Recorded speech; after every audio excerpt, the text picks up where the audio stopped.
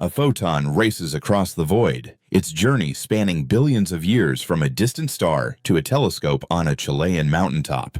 Its arrival, a fleeting interaction with a detector, seems ordinary, yet it underscores a cosmic puzzle. Why does the universe permit such moments, where light, matter, and observation align to create meaning? The laws governing this photon electromagnetic forces, gravity, nuclear interactions are tuned with precision, allowing stars to forge carbon, planets to cradle oceans, and minds to ponder their place. This balance, delicate as a spider's thread, sparks questions about life's existence in a cosmos vast and indifferent.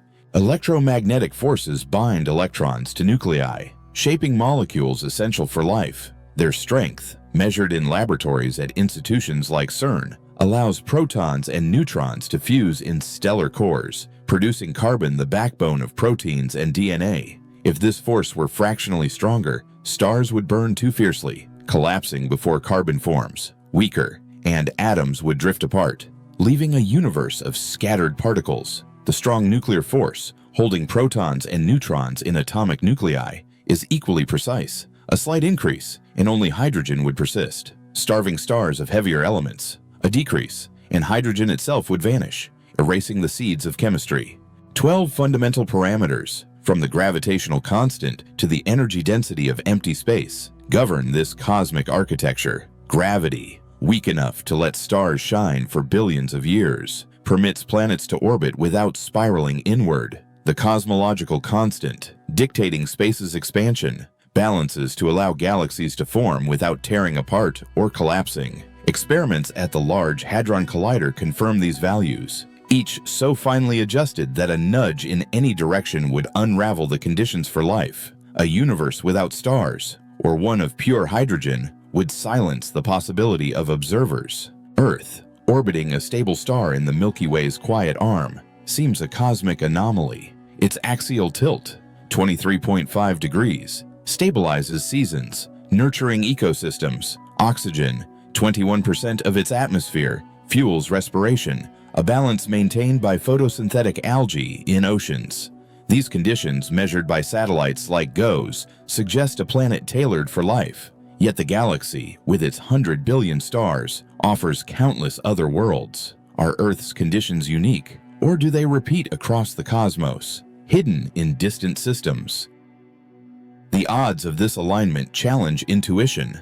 A single parameter, like the strong nuclear force, shifting by 1% could erase life's potential. Multiplied across 12 parameters, the probability of a life-friendly universe seems vanishingly small. Ancient philosophers, from Aristotle to Ibn Rushd, saw purpose in nature's order. Modern scientists, at observatories like Mauna Kea, grapple with the same question: is this precision a cosmic fluke, or does it hint at intent? The universe, vast and mostly hostile, with its freezing voids and searing stars, seems an unlikely cradle for life. Yet here we stand. This puzzle drives the anthropic principle, a framework born in the 20th century. Its weak form posits that the universe's properties allow life because only such a universe could host observers. At a conference in Cambridge, physicists debate this: if gravity were stronger, stars would collapse before life emerged, and no one would question the cosmos. The principle, a tautology to some, explains why we see a life-friendly universe. We exist only where life is possible. Like a guest at a feast, savoring a cake flavored to their taste, we attend because the conditions suit us. The strong anthropic principle ventures further, suggesting the universe is compelled to foster life, perhaps intelligent life. At institutions like Caltech, researchers explore this idea, noting life's emergence on Earth within a cosmic blink 4 billion years after the Big Bang. Is life a built-in feature, woven into the universe's laws, or is Earth a rare accident? Its biosphere a singular spark in an indifferent void? These questions, unanswered, linger in the data from telescopes scanning exoplanets, seeking worlds where water flows and skies glow blue. A neuron fires in a human brain, a spark of electrical current crossing a synapse. This fleeting act, repeated billions of times, conjures a thought, a question about the stars overhead. Consciousness, the ability to reflect on the cosmos, emerges from such sparks. yet its nature eludes the probes of science. While the universe's laws, from gravity's gentle tug to the nuclear forge of stars, align to permit life, it is the mind's awareness that observes this harmony, turning raw existence into meaning. Why does a universe, vast and mostly barren, host beings who ponder its design? In laboratories at Stanford, neuroscientists map brain activity, tracing thoughts to neural patterns. Electrodes capture signals as subjects gaze at a starry sky, their minds wrestling with the universe's precision. Yet mapping a thought does not explain why it feels like wonder, or why self-awareness arises at all. The electromagnetic force, binding atoms in neural membranes, is tuned to allow such complexity, but consciousness remains a mystery. Is it merely a byproduct of biology, a fortunate glitch in evolution's code, or something woven into the cosmos's fabric? Some propose the brain as a receiver, not a creator, of awareness. At the University of Tokyo, researchers study neural oscillations, waves of activity resonating like a radio tuned to a signal. If consciousness exists beyond the brain, a universal field perhaps, the fine-tuned laws, electromagnetic and quantum, might channel it. Panpsychism, a theory debated in journals like Consciousness and Cognition, suggests awareness permeates all matter. Electrons in a star's plasma, quarks in a galaxy's core, carry a rudimentary spark of mind, scaled up in human brains to self-reflection.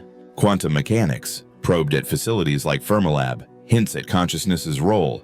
Particles, like photons in a double-slit experiment, shift from waves to particles when observed. At Caltech, lasers fire through slits, detectors clicking as light chooses a path. Unobserved, photons spread as waves, forming interference patterns on screens. Watched, they collapse into points, as if aware of scrutiny. This observer effect, first noted in 1927, suggests reality depends on measurement, a process tied to conscious intent in some interpretations.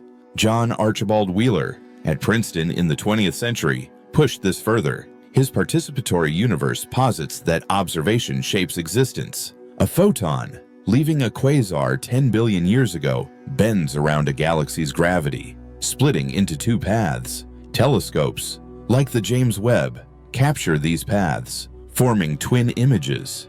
If detectors merge both streams, the photon behaves as a wave, its past retroactively set. Wheeler argued this act performed today defines the photon's billion-year journey, linking observer to cosmos across eons. This cosmic interplay relies on fine-tuned parameters. The gravitational constant, measured by experiments at the National Institute of Standards and Technology, allows galaxies to warp spacetime, enabling lensing. Without this precision, light's paths would not converge, and observation's power would falter. Consciousness, observing such events, becomes a co-creator, hammering probabilities into reality. At seminars in Oxford, physicists debate, does the universe require minds to manifest? Or is observation a quirk of quantum rules? The brain, a network of 100 billion neurons, mirrors this cosmic scale. Each synapse, governed by electromagnetic forces, fires in patterns studied at MIT, yet no pattern explains the qualia of seeing a star's light, the felt experience of awe. If panpsychism holds, consciousness scales from particles to minds, a universal trait enabled by the strong nuclear force binding atomic nuclei. A universe slightly weaker in this force would lack complex atoms, silencing minds before they formed. Ancient stargazers, from Mesopotamia's ziggurats, saw constellations as divine. Today, at the Atacama Large Millimeter Array, astronomers parse the same sky, seeking exoplanets where minds might arise. The weak anthropic principle, discussed in segment 1, explains why we observe a life-friendly universe. Only here could we exist to ask. But consciousness's role, shaping reality through observation, suggests a deeper link. Is the universe fine-tuned not just for life, but for minds that perceive its order? This question, unanswerable by equations alone, draws philosophers to conferences in Kyoto. If consciousness is universal, the cosmos's vastness, 10 billion light-years across, becomes a canvas for awareness. From human thoughts to the hum of stellar plasma, the fine-tuned laws, allowing carbon's formation in supernovae, set the stage. Without them, no neurons would fire, no telescopes would scan, no questions would rise. The universe, through its observers, seems to reflect on itself, a mirror of mind and matter. A laser pulses through a vacuum chamber, its beam splitting into two paths before striking a screen. At the European Organization for Nuclear Research, physicists adjust detectors, watching as photons leave interference patterns, ripples of light behaving as waves. When a sensor tracks each photon's path, the pattern vanishes, replaced by distinct dots, as if the light knows it's watched. This double-slit experiment, conducted in 1927 and refined in modern labs, reveals a universe where reality shifts under scrutiny, its fine-tuned laws allowing such paradoxes to shape existence. Quantum mechanics, born from Max Planck's work in 1900, governs particles at scales smaller than atoms. Electrons, quarks, photons, each exists in superposition, a blend of possible states until measured. At the University of Heidelberg, experiments fire electrons through slits, their paths a probability cloud until observed. The fine-tuned electromagnetic force binding these particles permits such behavior, enabling atoms to form stable molecules. Without this precision, quantum states would collapse prematurely, disrupting life's chemistry. Schrödinger's cat, a thought experiment from 1935, crystallizes this strangeness. A cat, sealed in a box with a radioactive atom, a Geiger counter, and poison, is both alive and dead until observed. At institutes like Perimeter, theorists model this superposition, noting the universe's laws allow such ambiguity. The strong nuclear force, holding the atom's nucleus, is tuned to permit rare decays, making the cat's fate a quantum gamble. A slight shift in this force would lock particles in fixed states, erasing superposition's role. Observation collapses, superposition, a process studied at the Australian National University. A photon, in a superposition of two paths, becomes definite when measured, its wave function resolving into a single state. This collapse, tied to consciousness in some views, depends on fine-tuned parameters. The Planck constant, governing quantum scales, ensures particles remain in superposition long enough for observation to matter. If larger, quantum effects would vanish. If smaller, reality would blur into chaos, preventing stable matter. John Wheeler's participatory universe, introduced earlier, scales this to the cosmos. At the Very Large Telescope in Chile, astronomers observe light from a quasar, 10 billion light-years distant, bent by a galaxy's gravity into two paths. Detectors, merging these paths, reveal wave-like interference, as if the photon's billion-year journey was undecided until now. The gravitational constant, measured in torsion balance experiments at the University of Washington, allows this lensing, its precision enabling observation to shape past events. Without it, galaxies would not bend light, silencing this cosmic experiment. Wheeler's vision, debated at symposia in Trieste, suggests observers co-create reality. A star's collapse, observed by the Event Horizon Telescope, becomes real through measurement. Its black hole fixed by data, the fine-tuned cosmological constant, driving cosmic expansion, ensures a universe old enough for stars to form and minds to observe. If faster, galaxies would scatter before life emerged. If slower, collapse would preempt observation. This balance, evident in cosmic microwave background data from Planck, frames a universe where measurement matters. Quantum entanglement, probed at the Chinese Academy of Sciences, deepens this. Two particles, linked across light years, share states measuring one fixes the other instantly. In 1982, experiments at the University of Paris confirmed this, defying classical causality. The fine-tuned weak nuclear force, governing particle interactions, allows entanglement, its strength enabling stable quantum links. Without it, particles would decay too fast, breaking these cosmic connections essential for reality's coherence. Ancient observers, charting stars from Mayan pyramids, saw order in the sky, unaware of quantum rules. Today, at the Square Kilometer Array, radio dishes parse distant signals, revealing a universe shaped by observation. The anthropic principle, weak or strong, explains why we see this order. Only a fine-tuned universe hosts minds to measure it. But quantum mechanics suggests more reality state, from a photon's path to a galaxy's birth, hinges on acts of observation, tying the cosmos to its perceivers. The universe's vastness, with 10 billion galaxies, challenges this view.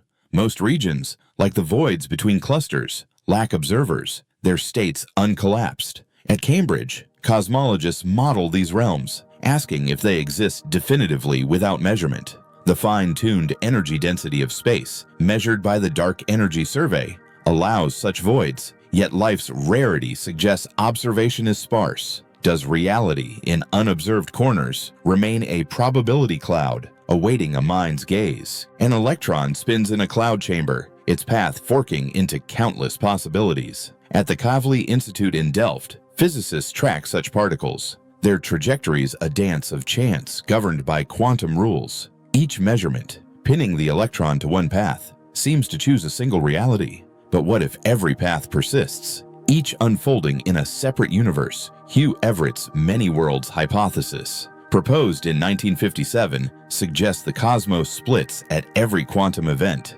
creating parallel realities where all outcomes play out.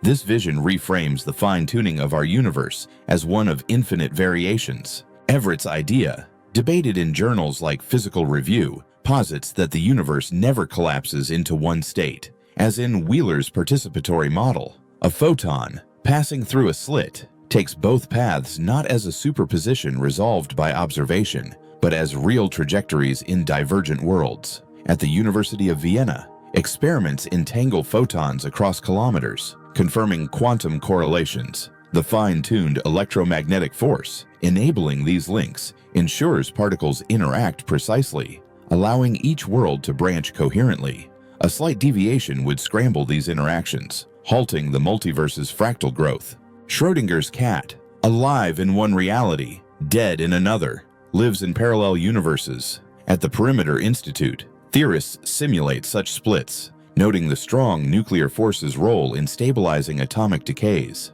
This force, tuned to permit rare radioactive events, allows the cat's fate to diverge. If stronger, nuclei would lock, freezing quantum possibilities. If weaker, rampant decays would erase stability. The multiverse, a tapestry of branching realities, depends on this precision, each world a variation on the universe's finely balanced laws.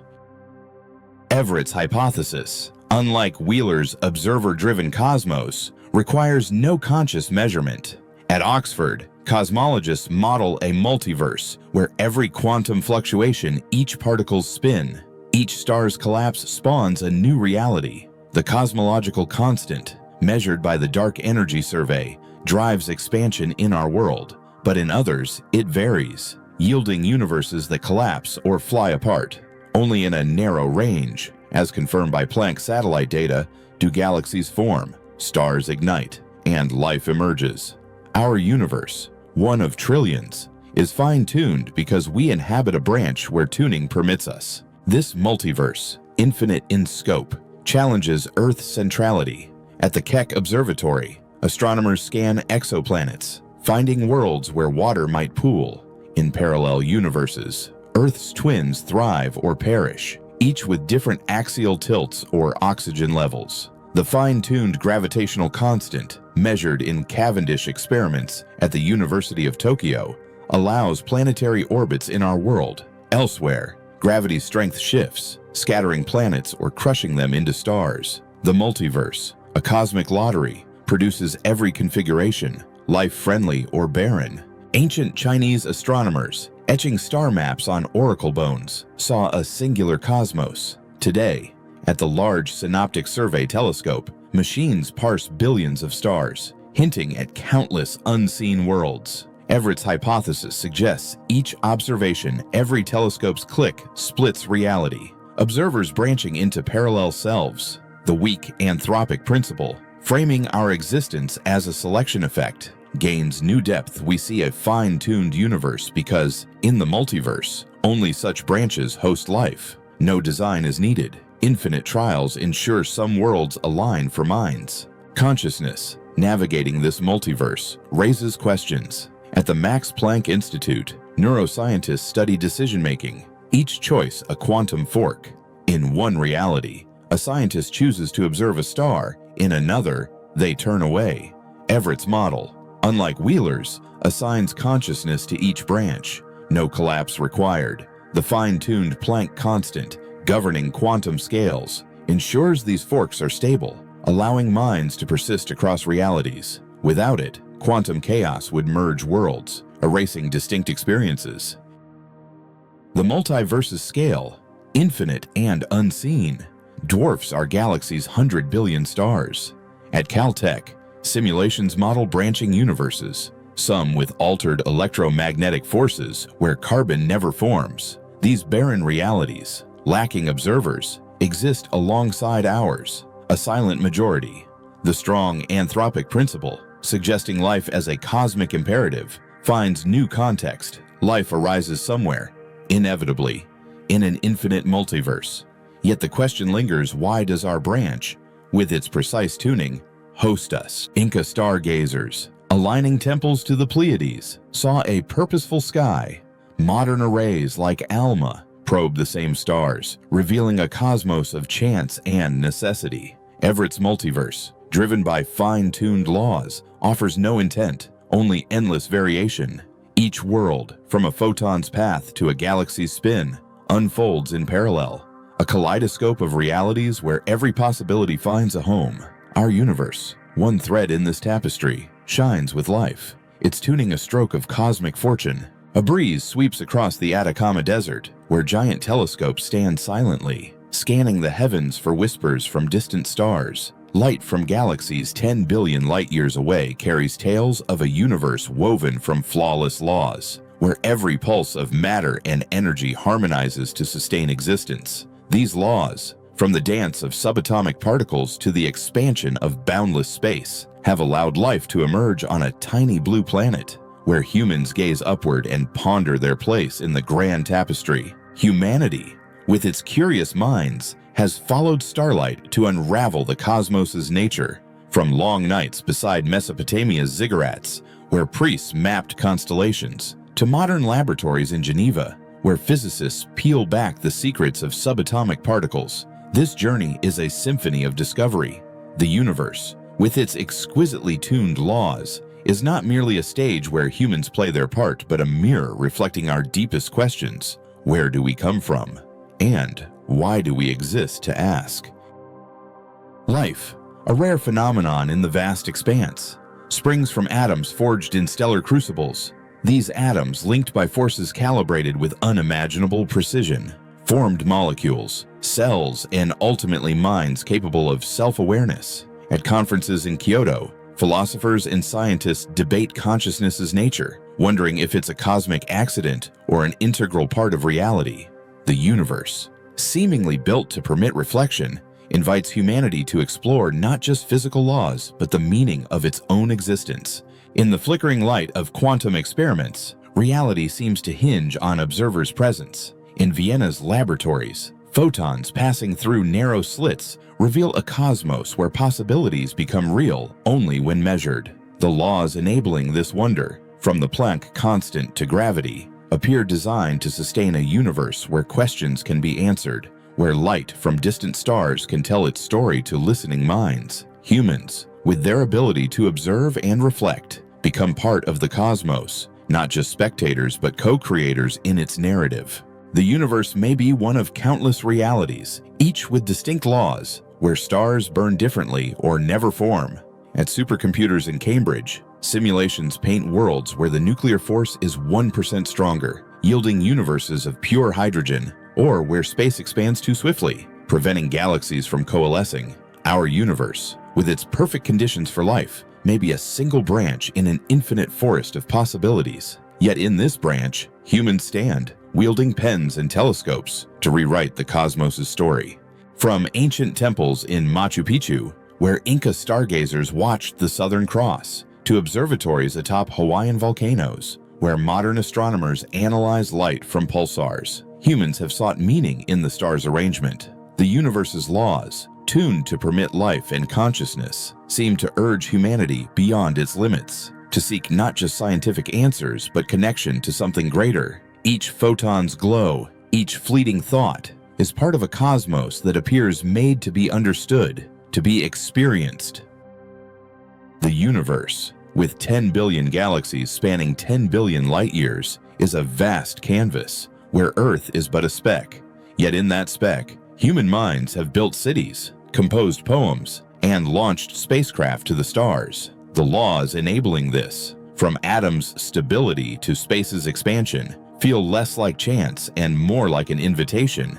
Humans, with their capacity to see the cosmos and see themselves, bear the responsibility to continue this story, to explore not just physics mysteries, but the mysteries of the soul.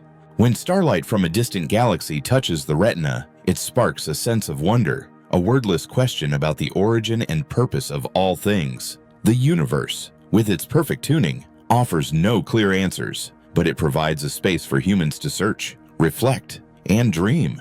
From starlit nights beneath Polynesian skies to the glowing laboratories of the 21st century, this journey testifies to a cosmos not just existing, but alive through the eyes that behold it, the minds that question, and the hearts that dare to hope.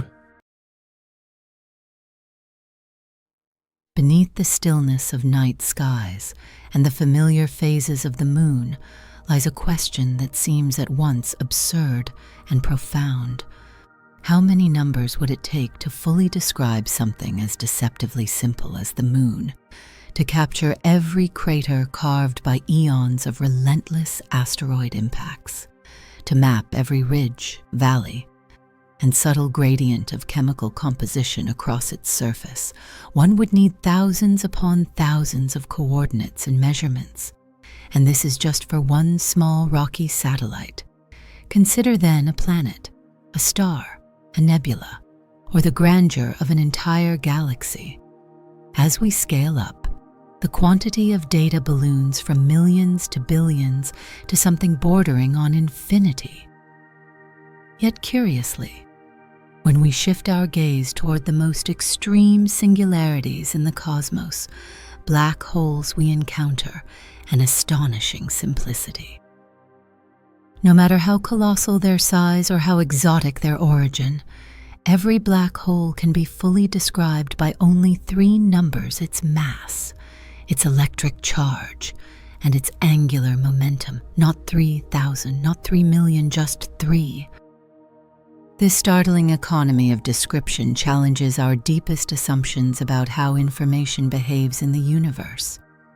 Everything that goes into a black hole, from light to matter, to the most complex structures and patterns, is reduced at the event horizon to a mere trio of values. It does not matter whether the black hole was birthed from the collapse of a dying star, the gradual accretion of interstellar gas, or the hypothetical convergence of all human knowledge funneled into a single point. The end result is always the same. The details vanish behind a veil, replaced by this minimal signature. This strange equivalence unsettles the very idea of memory and identity on a cosmic scale. If so much complexity can collapse into so little information, and what does that say about the nature of information itself? Where does it go? Is it lost forever? Or does it persist in some hidden way we have yet to understand?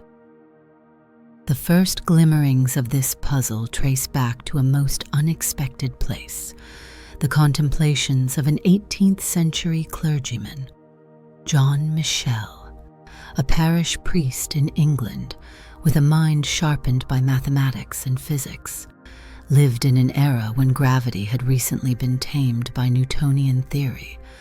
Light, then thought to be composed of particles, should in principle be subject to gravity like anything else. Michel pondered this idea with care. If one could throw an object upward with sufficient speed, it would escape the pull of Earth entirely. So what would happen, he asked, if an object were dense enough that its escape velocity exceeded the speed of light? No light could ever escape its grasp. It would be invisible, perfectly dark, known only by the weight of its presence.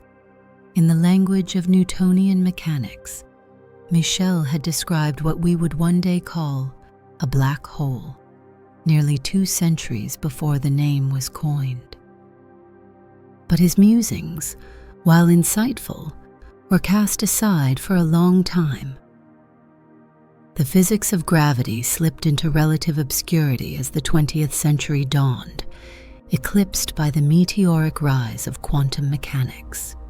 Then, in the trenches of the First World War, a German soldier named Karl Schwarzschild found refuge from the violence by turning to Einstein's newly published theory of general relativity. Despite the chaos surrounding him, Schwarzschild derived a solution to Einstein's equations that described the space around a point mass. In this solution, there existed a critical radius where space-time warped so completely that escape became impossible. Later generations would call this the event horizon. Here was the modern mathematical foundation for black holes, discovered in the midst of one of humanity's darkest hours. Still, the concept remained an intellectual curiosity, a strange corner of theory, with no clear observational counterpart. It would take the revolutions of the 1960s and 1970s to breathe life into these shadows. As the Cold War era brought new technologies and eyes to the sky, astronomers began to see the heavens in new light, literally. With the launch of X-ray telescopes above the atmospheric blur, researchers discovered strange celestial objects radiating furious amounts of energy from tiny, unseen sources. One in particular, known as Cygnus X1, defied explanation. The X-rays it emitted were far too energetic and localized to come from any known star. Something unseen was devouring matter, heating it until it blazed in invisible frequencies. A black hole, it seemed, was no longer theoretical. At the same time, theoretical physics was undergoing its own renaissance. A young British physicist named Stephen Hawking, newly diagnosed with a terminal illness, threw himself into the equations of relativity with fervent urgency. Alongside mathematician Roger Penrose, Hawking helped prove that the collapse of mass under gravity under quite general conditions would inevitably lead to a singularity, a point where the known laws of physics broke down. Black holes were not just possible, they were unavoidable. The universe, through its own natural processes, made them routinely. Yet even as observational evidence and theoretical rigor aligned to confirm black holes' reality, deeper questions emerged. Solutions to Einstein's equations suggested something eerie. All black holes, regardless of how they formed, seemed to settle into only a handful of types. The Schwarzschild black hole, uncharged and non-rotating. The Reissner-Nordstrom black hole, charged but static. And the Kerr black hole, which spun like a cosmic gyroscope. There were no other stable options. John Wheeler captured the strangeness of this with a now famous phrase, "Black holes have no hair." Gone were the details of formation, the patterns of infalling matter, the histories of the stars that birthed them. All that remained were those 3 numbers. This bizarre simplicity echoed something else in physics, the thermodynamic concept of entropy. In a gas, for instance, entropy reflects the number of microscopic configurations that correspond to a macroscopic state like temperature or pressure. The air in a room may feel uniform, but it is made of countless molecules zooming in all directions, their individual paths hidden. A higher entropy means more hidden complexity. Could something similar apply to black holes? Could their mass, charge, and spin be concealing a vast number of internal arrangements hidden from view behind the event horizon? In the early 1970s, Jacob Bekenstein dared to say yes. He proposed that black holes had entropy, and that it was proportional not to their volume, but to the area of their horizon. It was an odd claim, for entropy usually scaled with volume after all. A bigger room holds more air molecules, more microstates. But for black holes, the key seemed to be the surface. Stephen Hawking initially resisted the idea, yet through his own investigations, he uncovered something even stranger. Black holes, he found, radiated energy. They had a temperature, and if they had a temperature and entropy, then they obeyed the same laws as heat engines and gases and stars. They were thermodynamic objects after all. This radiation, now called Hawking radiation, emerges not from the black hole itself, but from the quantum vacuum just outside it.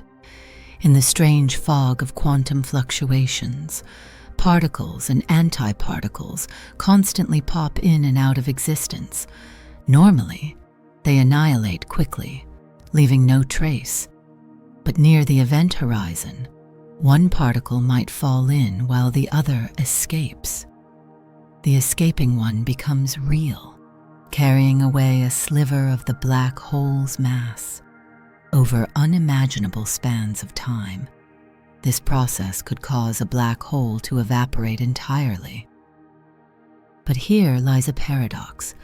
If the radiation is purely thermal random and featureless, then it carries no information about what fell into the black hole. The original complexity, the details of everything swallowed, would be gone. This violates a sacred principle of quantum mechanics that information is never truly destroyed. The tension between this principle and the apparent loss of information in black hole evaporation sparked one of the greatest debates in theoretical physics. Could information be somehow preserved? If so, where was it hiding? A clue came from the entropy itself, since it scaled with area, not volume.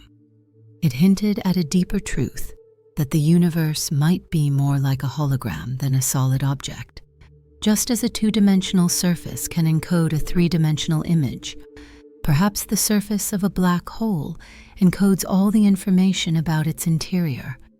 This idea blossomed into the holographic principle, a radical proposal that all of the information in a region of space could be represented on its boundary. If true, this would not only resolve the information paradox, but also suggest a new way of thinking about space, gravity, and quantum mechanics. But the implications stretch even further. If the universe itself follows this holographic logic, then our three-dimensional reality may emerge from two-dimensional data inscribed on a distant boundary. The cosmos would be a projection, and what we perceive as solid ideal continuous space might be underpinned by abstract patterns of information. Black holes, in this view, are not just cosmic curiosities. They are the key to understanding the fundamental architecture of reality. And yet, despite all this progress, a final answer remains elusive. We do not yet know precisely how information is preserved in black hole evaporation. We cannot yet peer inside an event horizon. The singularities at their cores remain shrouded in mystery. What we do know is that black holes force us to confront the deepest questions about what it means to know something, to describe something, to preserve identity in a universe where even light cannot escape. They are both destroyers and preservers, both prisons of matter and gateways to understanding. And in the silence at their centers, they may hold the final secrets of space, time, and the human quest to know. To look into a black hole is to gaze at the universe's most disciplined eraser. All stories vanish there. Stars, planets, dreams, identities, equations, whatever crosses the threshold is rendered mute, its past stripped clean. Yet paradoxically, what lies beneath that silence is not absence, but the purest expression of presence. For black holes, as austere as they are in outward description, may contain the deepest reservoirs of hidden structure in all of physics, and perhaps more than any other phenomenon. They force us to ask, what does it mean to keep a secret in a universe built on information? While black holes may look like cosmic voids, they are anything but simple emptiness. Each one is defined by three and only three quantities: mass, electric charge, and spin. It seems absurd at first glance that a swirling storm of infalling matter, gravitational violence, and collapsed histories could be summed up so minimally. No texture, no detail, no footprint of origin survives. The shell around a black hole, called the event horizon, is where all the complexity stops. It is as if the cosmos itself declared everything past this line becomes irretrievable. All identities are redacted. But this simplicity is deceptive, for it conceals a puzzle that continues to haunt theoretical physics. Where does the rest of the story go? In the early stages of black hole theory, this question did not seem urgent.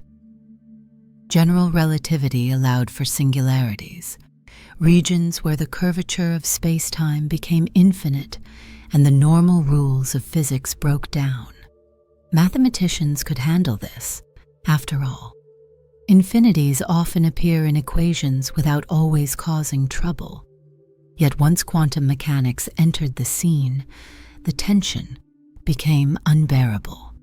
One theory insists on preserving information, while the other seems to hide or even destroy it. The incompatibility sharpened into a crisis. And at its center was the event horizon, that silent boundary where light is forbidden from returning and where meaning seems to vanish. As we explored further, it became clear that black holes were not merely anomalies. They were thermodynamic entities. Just as a kettle of boiling water can be described by its temperature and entropy, so too can a black hole. This comparison began as a metaphor. Then it hardened into mathematics. The entropy of a black hole is proportional not to its volume, as one might expect, but to the surface area of its event horizon. This one insight shattered traditional assumptions and whispered of a deeper logic that the contents of a region might be fully encoded on its boundary. Here was the seed of the holographic principle. To understand how revolutionary this idea was, imagine taking everything that ever fell into a black hole, a mountain, a planet, a library, an orchestra, an ocean of memories, and compressing all that informational complexity into a two-dimensional skin, the details of every scream, every sigh, every heartbeat reduced not into nothing, but into a flattened cipher etched on the horizon's surface. That information would be unrecognizable to us, like a song translated into a mosaic. But the theory suggests it would be there, hiding in the correlations, awaiting decipherment. Black holes, then, might be less like graves and more like vaults. Yet this vault has a leak. That leak is Hawking radiation, born from quantum fields just outside the event horizon. Because of Heisenberg's uncertainty principle, even the vacuum is restless. It seethes with temporary particle-antiparticle pairs that blink into being and vanish again. Most of the time, these pairs annihilate quickly, restoring the vacuum's balance. But near the event horizon, things can go differently. One particle can fall in while the other escapes. The escaping one becomes real, an emissary of the whole's fading energy. Over time, this radiation carries mass away. The black hole shrinks. This was a radical revelation. It meant black holes are not eternal. They evaporate. Given enough time, a mind-breaking span, vastly exceeding the current age of the universe, they dissolve into a wisp of radiation. But if that radiation is perfectly thermal, it cannot encode the specific information about what formed the black hole. All that fine detail would be lost. And this, according to quantum mechanics, is unacceptable. Information must always be conserved, not scrambled into irretrievable static. The problem deepens when we consider the entropy. Since it scales with area and not volume, the horizon seems to play a much more active role than previously thought. In ordinary thermodynamics, entropy is a measure of hidden arrangements. A gas in a box might look calm, but it hides trillions of particle motions, each contributing to its overall disorder. The more possible configurations, the higher the entropy. For black holes, the entropy suggests an unfathomable number of possible internal states, but the only surface we are allowed to study is two-dimensional. It is like judging a library by the size of its front door. This led to the audacious proposal that black holes are holograms, not illusions, but systems whose full complexity is encoded on a boundary. The information that seems lost inside may actually reside on the event horizon itself, expressed in subtle quantum correlations. What appears to be a uniform surface might in fact shimmer with microstates, each reflecting a piece of the black hole's past.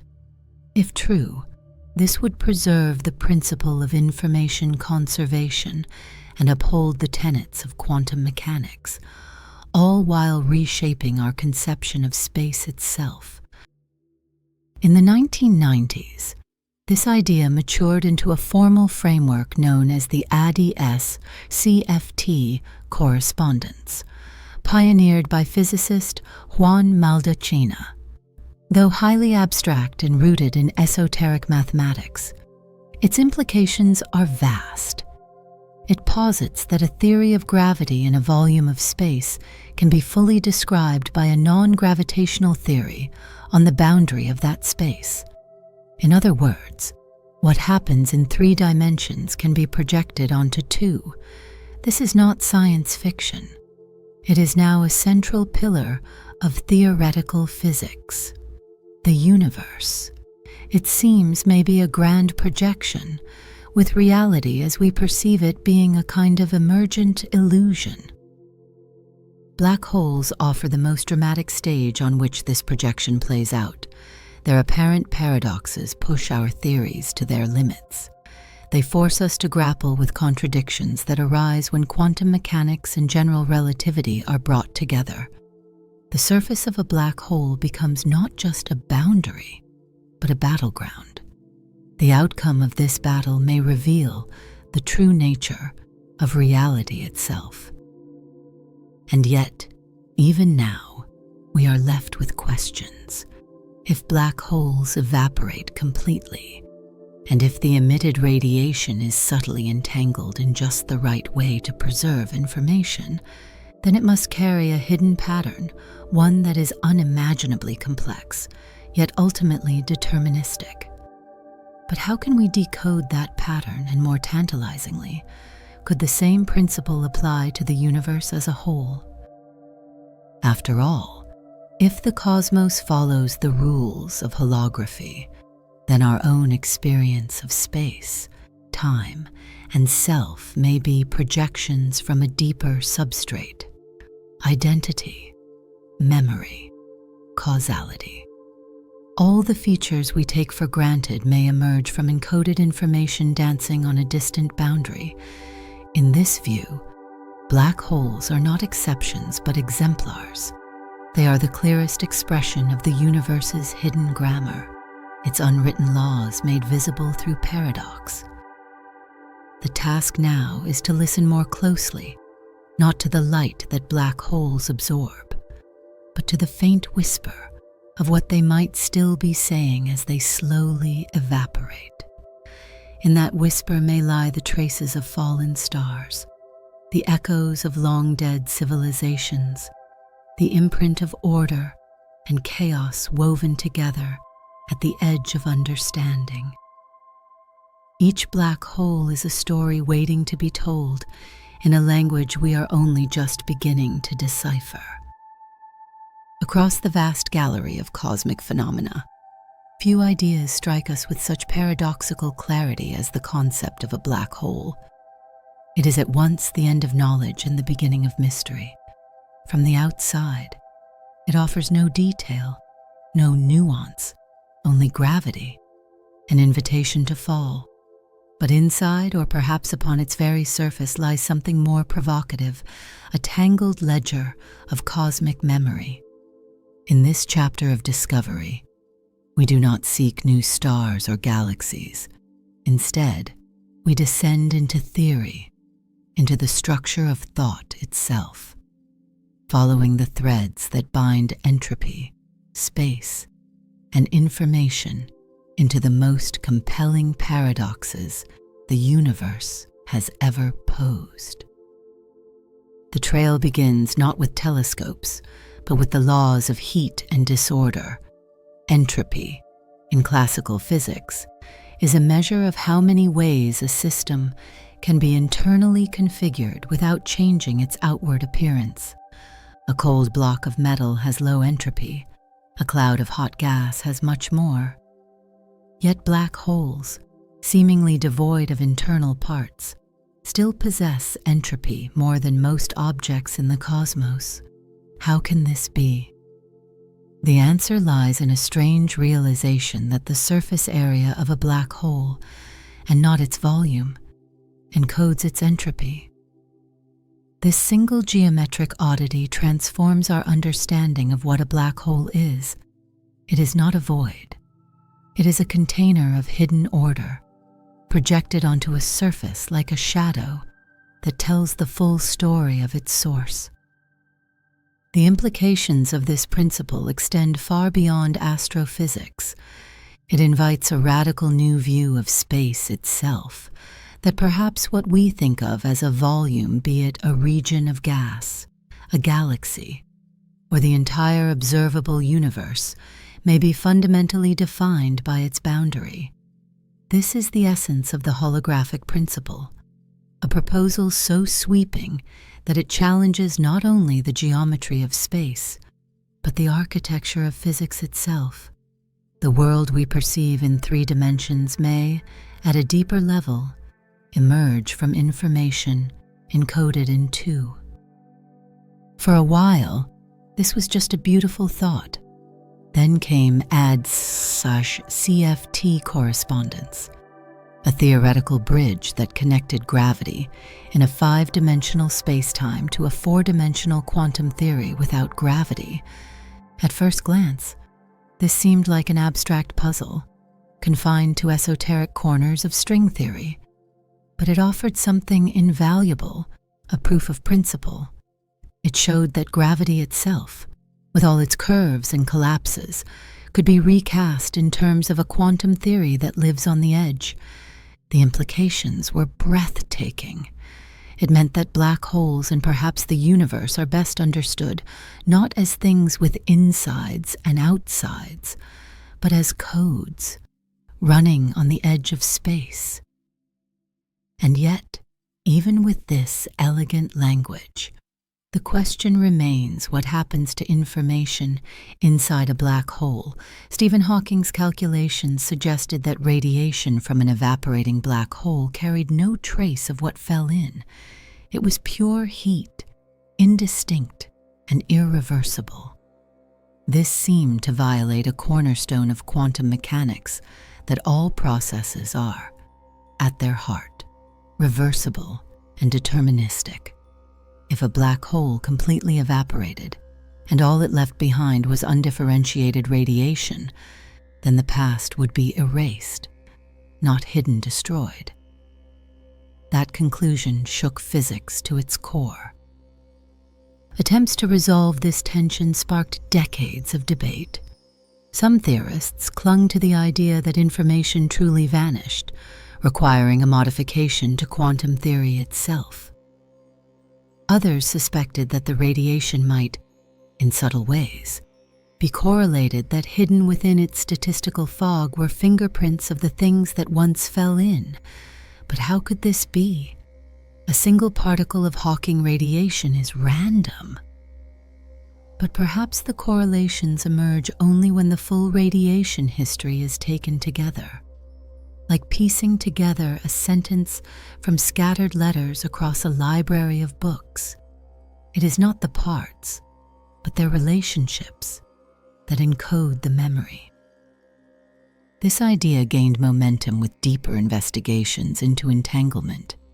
In quantum theory, particles can be linked in such a way that their properties are no longer individual, but shared. If one particle is measured, the outcome of its entangled partner is immediately affected, no matter how far apart they are.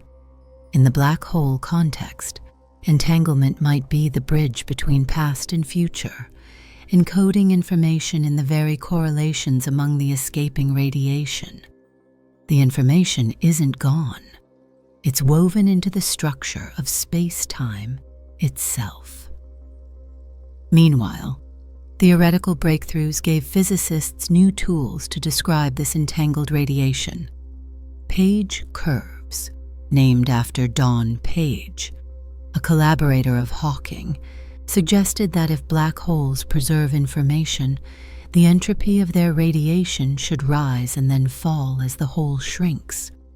For decades, this curve was speculative, but recent developments, using techniques from holography and quantum extremal surfaces, have begun to show how these curves might arise from first principles.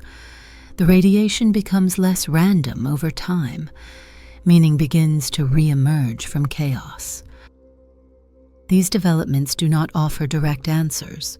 We still cannot open a real black hole, sift through its interior, and retrieve the past. But they give us a growing sense that information is not lost, it is transcribed. And just as burned letters leave patterns in ash and heat, black holes may leave behind the very data they seem to destroy. Still, the question of black hole interiors lingers. What lies beyond the horizon, past the surface that no signal can cross? According to general relativity, there is a singularity at the center, an infinitesimal point where density and curvature become infinite. But this is a signal of breakdown, not of clarity. Infinite values mean the theory has reached its limit. Something new is required: a theory of quantum gravity, a unification of Einstein's space-time and the probabilistic machinery of quantum fields. String theory offers one candidate. It replaces point-like particles with tiny vibrating strings, whose different modes correspond to the particles we observe. In some string-theoretic models, black holes are composed of brains and strings wrapped in intricate geometries. These models have succeeded in reproducing the entropy formula for certain types of idealized black holes. This suggests that, at least in these contexts, black holes can be made of identifiable microstates. They are not featureless pits, but highly ordered quantum systems. But these successes are limited. They apply to supersymmetric, highly symmetrical black holes in spacetimes unlike our own. Still, they hint at something more general. Perhaps all black holes, even the ones in our sky, are not singularities at all, but ensembles of quantum configurations. Perhaps the singularity is an illusion, a mirage that arises when we apply classical concepts where quantum ones should reign. Some researchers propose that the true structure of black holes involves a firewall, a searing layer of quantum disruption at the event horizon, where entanglement breaks down. Others suggest that space-time is more interconnected than we thought, with wormhole-like bridges that encode entanglement as geometry. These ideas are speculative, but they emerge from serious efforts to reconcile quantum theory and gravity, and they reveal the depth of the challenge before us. In all of this, the black hole remains central. It is no longer just a graveyard for stars. It is a laboratory for the laws of nature, a pressure point where our theories stretch and sometimes tear, from entropy and holography to entanglement and quantum gravity. The black hole is the crucible in which the future of physics is forged. And yet, for all their conceptual weight, black holes are also real things in the sky. They spin, they collide, they shape galaxies. They influence the lives of stars and stir the centers of galaxies into bright quasars. Some are small, born from dying stars.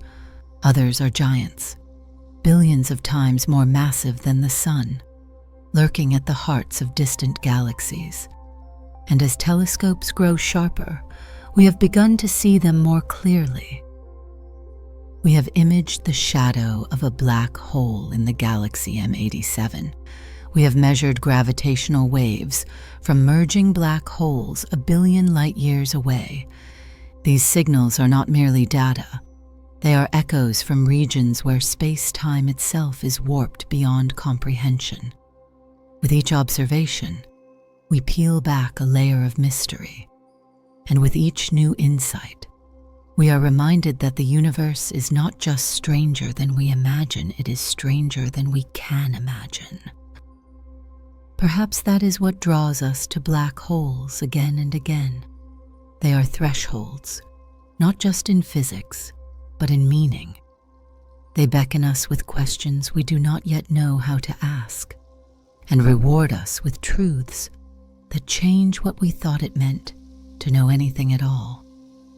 In their darkness, we find reflection. In their silence, we hear the resonance of all that we have yet to understand. In the shadowed depths of the universe, where light fails and space-time folds in upon itself, black holes loom as both a challenge and a promise. They are reminders that even in a cosmos governed by elegant equations, there remain boundaries, places where our understanding falters, where physics becomes poetry and speculation becomes necessity. But if particles and planets are objects, black holes are events, curved scripts in the theater of gravity. And just when we think we've unraveled their story, they write a new act beneath our feet. What makes a black hole so deceptively simple on the surface and so complex in its implications is that it keeps no record of its origins. It does not reflect on the identity of the star it once was. It tells us nothing about the galaxies whose matter it consumed or the cataclysms that forged it in the crucible of cosmic violence. Instead, it offers a minimalist resume: mass, spin, and charge. 3 numbers, no more. But from these numbers unfolds a physics so rich and intricate that it has become the front line of our search for a deeper theory of reality. One of the most perplexing aspects of black hole physics is that they emit radiation, Hawking radiation, a slow leaking of energy from an object defined by its ability to let nothing escape. This isn't emitted from the black hole's core, but from the quantum vacuum near its event horizon, where fluctuations give birth to particle-antiparticle pairs. One falls in, one flies out. Over time, this slow release chips away at the black hole's mass, like an iceberg sublimating in sunlight, Eventually, if left alone long enough, the black hole could vanish entirely. But this brings us face to face with the infamous information paradox. If everything that enters a black hole is eventually erased by this thermal radiation, then information is lost, a violation of quantum mechanics, where processes are supposed to be reversible, and no detail of the universe's evolution is ever truly deleted. The very core of quantum physics trembles before this question. How can we reconcile the irreversible fading of a black hole with the idea that the universe keeps perfect track of everything? One of the most promising answers lies in the realm of quantum entanglement. When black holes evaporate, they do not release isolated, independent particles like sparks from a dying fire. Instead, each particle is subtly entangled with its predecessors and successors, woven together by a tapestry of shared information. The pattern itself is inscrutable if you look only at a piece, but if you gather the whole of the emitted radiation, the entanglement among its parts may allow you to reconstruct the information thought to be lost. This idea gains strength from a deeper symmetry in physics, the holographic principle. If all the information about a black hole's interior can be encoded on its surface, then perhaps the same is true for the universe as a whole. What we experience as three-dimensional space might actually be the projection of a two-dimensional structure existing at the boundary of reality. It's as if the cosmos were a grand cinema, and everything we see, the planets, the stars, our memories are shadows cast on the screen by data written elsewhere. This is not merely metaphor. Mathematical formalisms like the ADS-CFT correspondence have demonstrated in precise terms that certain gravitational systems can be perfectly described by lower dimensional quantum theories without gravity. In these models, a black hole that forms, radiates, and evaporates still conserves information not in its volume, but in the quantum fields at the boundary. It is an astonishing convergence of disciplines: gravity, quantum mechanics, and information theory, all speaking the same language for the first time. And yet, mysteries endure. One of the most striking proposals to emerge in recent years is the concept of islands, regions of space, where information, thought to be lost, actually lingers. In quantum calculations that include gravity, it turns out that the entropy of radiation can be reduced by considering contributions from inside the black hole. These islands effectively act as hidden vaults, storing information that later leaks into the radiation stream. It's as though the black hole, even as it evaporates, whispers fragments of its past in every particle it releases. Parallel to these ideas runs a darker, stranger hypothesis, the firewall paradox. According to some interpretations, the smooth passage through the event horizon predicted by general relativity may not be so smooth after all. Instead, infalling observers might be incinerated by a wall of high-energy quanta, a rupture of space-time continuity caused by the breakdown of quantum entanglement. This is deeply unsettling, for it contradicts our long-standing belief in the principle of equivalence that an observer falling into a black hole would notice nothing unusual at the horizon. But perhaps, in this ultimate confrontation between gravity and quantum mechanics, even our most cherished principles must yield. As we ponder these paradoxes, we must remember that black holes are not merely thought experiments. They are real objects, woven into the structure of the universe, and their influence stretches far beyond their own horizons. In the centers of galaxies, supermassive black holes serve as anchors for spiraling arms and stellar orbits. In these places, matter churns into luminous accretion disks, emitting radiation so intense that it outshines the combined light of hundreds of billions of stars. These are quasars' cosmic lighthouses powered by the hunger of invisible giants. Black holes collide too, and when they do, the universe trembles. The gravitational waves they release ripple across space-time itself. Faint distortions that carry the story of their dance across eons and voids. Detectors like LIGO and Virgo have captured these tremors, allowing us to listen to the music of merging black holes. From these signals, we have inferred their masses, their spins, their moment of union.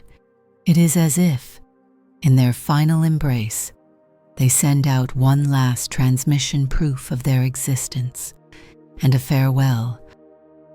In recent years, we have gone beyond inference. We have begun to see them. The Event Horizon Telescope, a globe-spanning array of radio observatories, gave us the first image of a black hole's shadow. It is not a picture in the ordinary sense, but a portrait composed of captured light bending around the event horizon, illuminating the space just outside the unseeable. In that dim halo lies the silhouette of a singularity, not just a black circle, but a window into the structure of reality. And still we wonder what lies within. If black holes are thermodynamic objects, what is their heat made of? If they are quantum systems, what are their fundamental bits? Are they woven from strings or brains or something not yet conceived? The truth is, we do not know.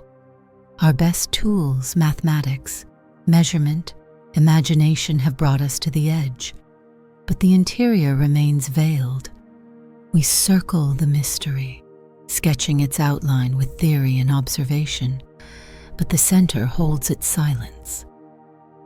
Perhaps the black hole is not a place, but a question, one so profound it reshapes the physics around it. It is the embodiment of limits, the limit of light, of time, of knowledge. But in confronting those limits, we grow. The black hole shows us that the universe is governed by principles deeper than the ones we first guessed, and that our quest to understand will always be one step behind what there is to know. What began as a curiosity in the mind of an 18th century clergyman has become the crucible of modern physics, from Newton to Einstein to Hawking, from entropy to entanglement to information. The black hole threads a line through the intellectual evolution of humanity. It is not just a thing that exists. It is a symbol of what it means to explore, to question, to wonder. And maybe, in the end, the reason black holes matter so much is not just because they are powerful or mysterious, but because they mirror our own search for meaning. We, too, are made of information. We, too, are trying to preserve what matters as we fall through time. The black hole, in its darkness, does not obliterate hope. It sharpens it. It dares us to look closer, to think deeper, to ask again.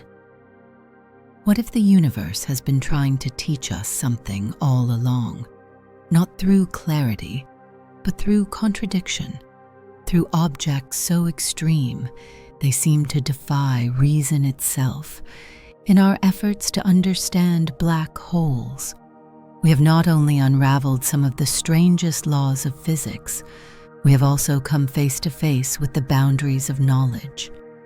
And beyond those boundaries, we glimpse something even more humbling, the truth that understanding may require us to rethink everything we thought was solid. It begins with the problem of the inside. We can observe the light around a black hole. We can track its gravitational influence. We can even map the ring of radiation just outside the event horizon. But the interior, the true heart of the black hole, is beyond reach. Anything that crosses the threshold is lost to our instruments, cut off from the rest of the universe by a one-way membrane. Not because we lack the right tools, but because of the very structure of space-time. Time and space switch roles beyond the event horizon. Movement toward the singularity becomes as inevitable as moving into the future. This raises a question so strange it feels almost theological. Is the interior of a black hole real in any meaningful sense? If no outside observer can ever confirm it, does physics still apply in a region that can never be tested? These are not idle questions.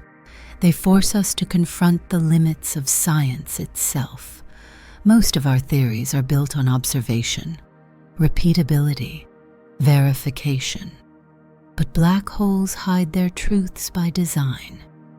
And yet, they might also offer our best chance to unify the two great pillars of physics, general relativity and quantum mechanics, into a single, coherent picture of reality. That search has led us to some extraordinary ideas. Among them is the notion that the interior of a black hole is not an ordinary region of space, but a kind of encoding of information, an internal hologram shaped by quantum entanglement.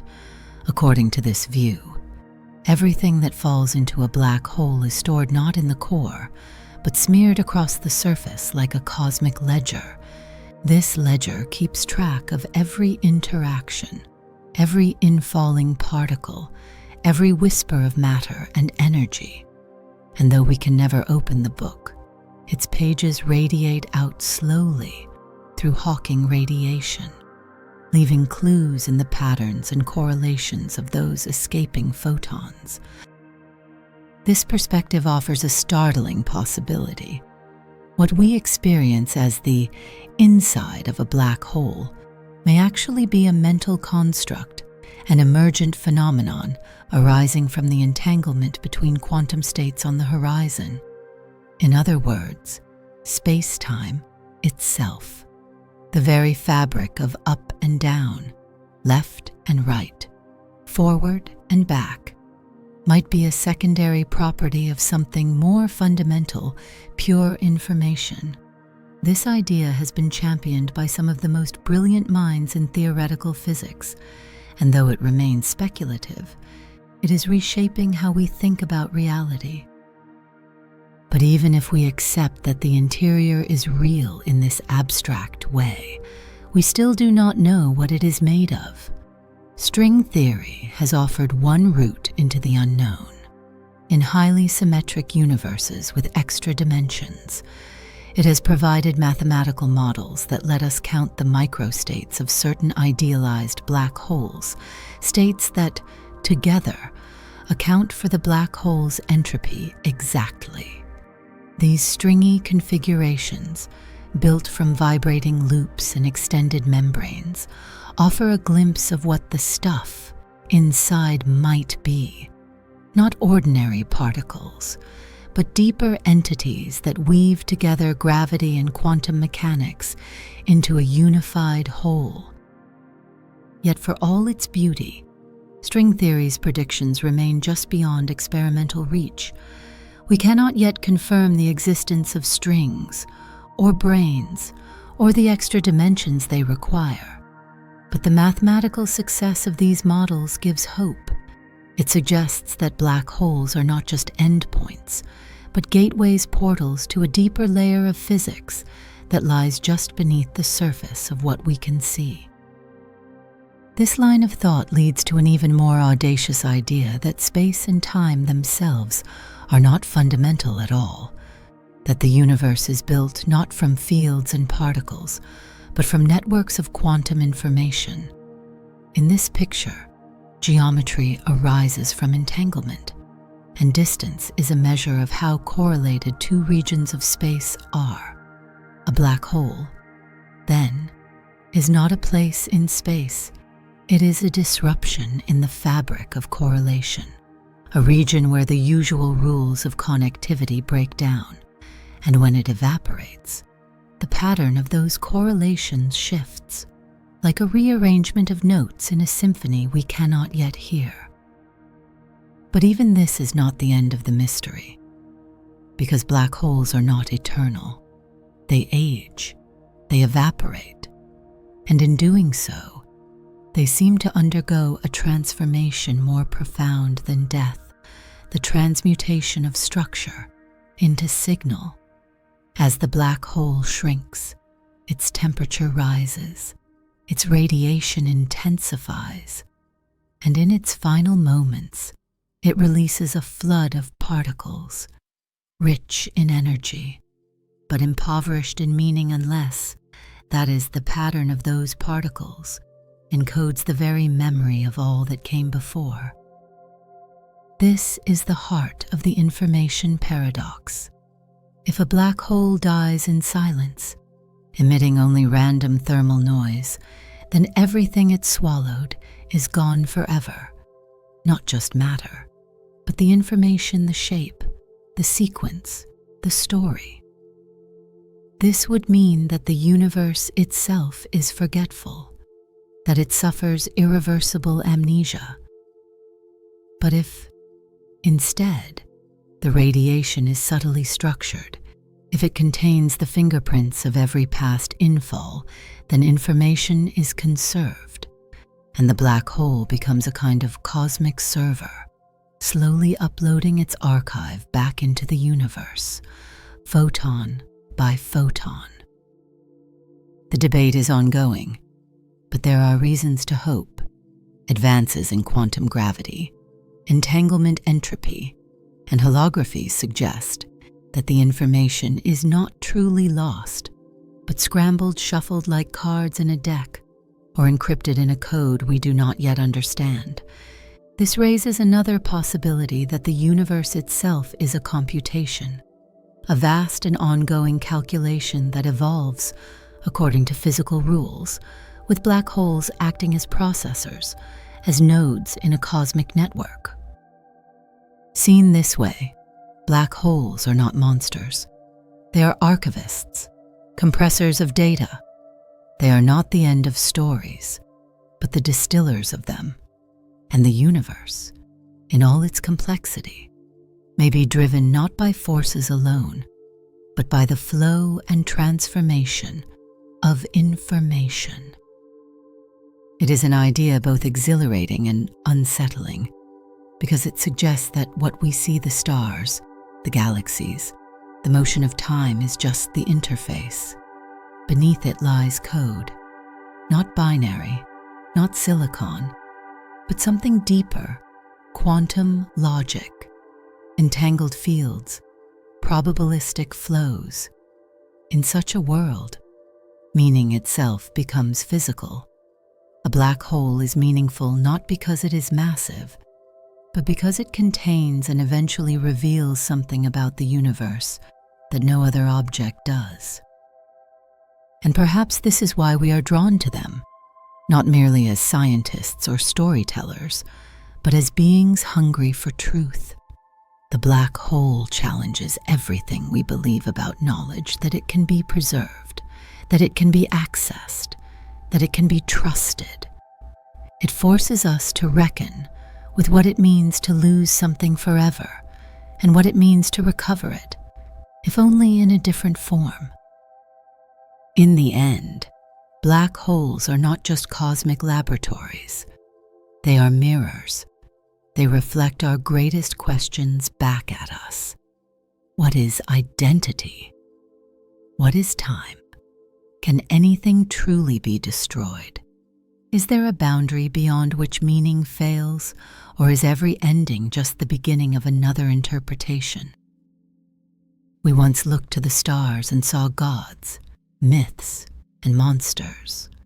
Now we look again and see questions written in gravity, and among those questions, None are more profound than those posed by black holes. They are the dark punctuation marks of the cosmos' full stops in the sentences of stars, but even a full stop can be followed by another thought. So we continue. We listen to the ripples in space-time. We study the shadows of invisible giants. We follow the radiation, trace the entropy, map the geometry of nothingness. And through it all, we ask, what is this universe made of, and what is our place within it? Black holes may never give us all the answers, but in their silence, they invite us to ask better questions, and that perhaps is the greatest gift the darkness can offer.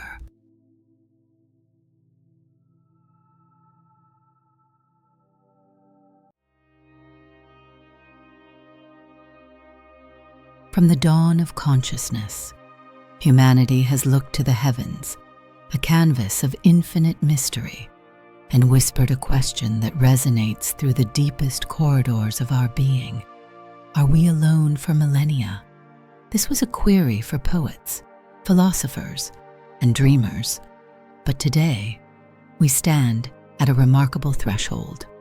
Science, with its ever-sharpening tools and insatiable curiosity, is beginning to sketch the outlines of an answer. Are we, in this very epoch, about to find life far from Earth? The knowledge that thousands of worlds, the so-called exoplanets, orbit stars other than our own sun, is no longer the realm of science fiction. It is established astronomical fact. This realization, burgeoning over the past quarter century, has transformed our cosmic perspective. The grand question in the pale blue dot. The journey from the first tentative detections of these alien worlds, many of them initially appearing hostile, with conditions making life as we know it impossible, to the most recent discoveries of planets that bear a striking, tantalizing similarity to our own Earth, has been one of astonishingly rapid progress. This relentless advancement, achieved in just the last 25 years, fuels a profound and growing conviction within the scientific community that we are getting closer and closer, perhaps with each passing year, to the monumental discovery of an inhabited planet. Yet, the path to such a revelation is anything but simple. Discovering life somewhere within the unfathomable expanse of our galaxy will not be easy. Scientists, with unwavering determination, must confront and overcome major technological challenges, obstacles that test the very limits of human ingenuity and our current understanding of the cosmos. We are separated from other stars, even our nearest stellar neighbors, by gulfs of space so vast they beggar the imagination, distances measured not in miles or kilometers, but in light years, the very distance light itself, the fastest thing in the universe, travels in an entire year. And beyond these almost insurmountable physical barriers, a constellation of fundamental questions still remains unanswered. Questions that strike at the very heart of our quest.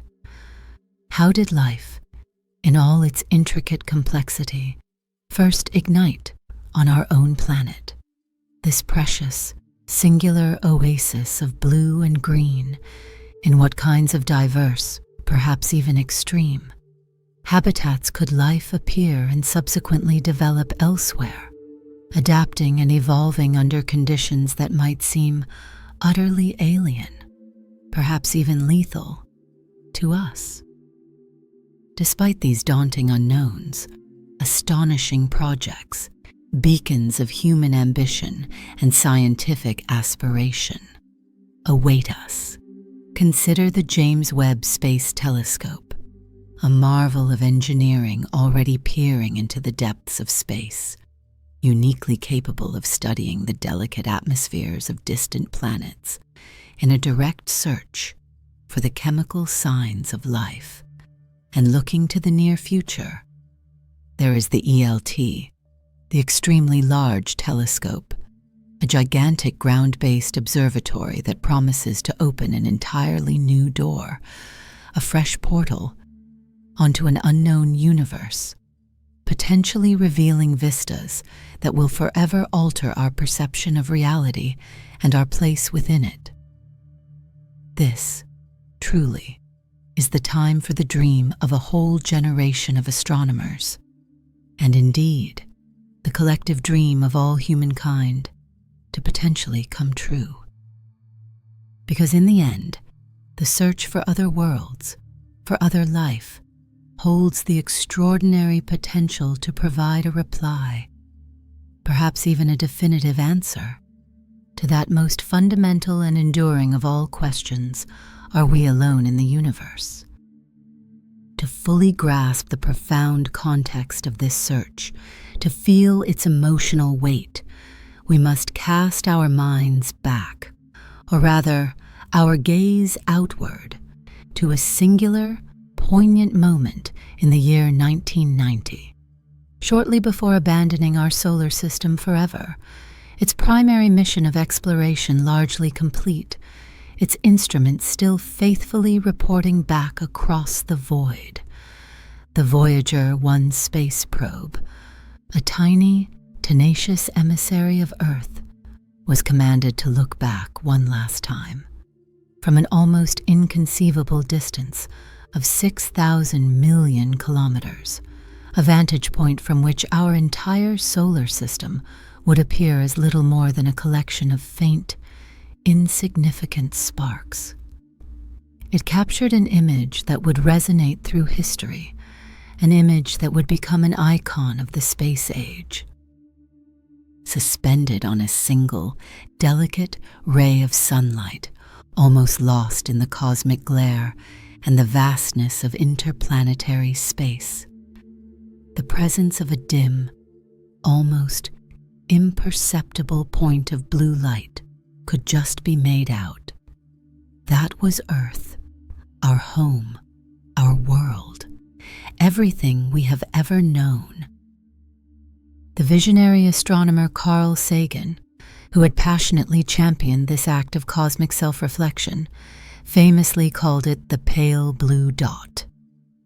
Looking at that image, it is hard not to feel a profound sense of our own fragility, our preciousness, and indeed, our apparent isolation in the grand cosmic theater. And it compels us to ask, is it truly reasonable to think that this tiny, solitary dot, this mote of dust suspended in a sunbeam, is the only inhabited place in the entire, sprawling, almost unimaginably vast universe, as Carl Sagan himself so eloquently articulated?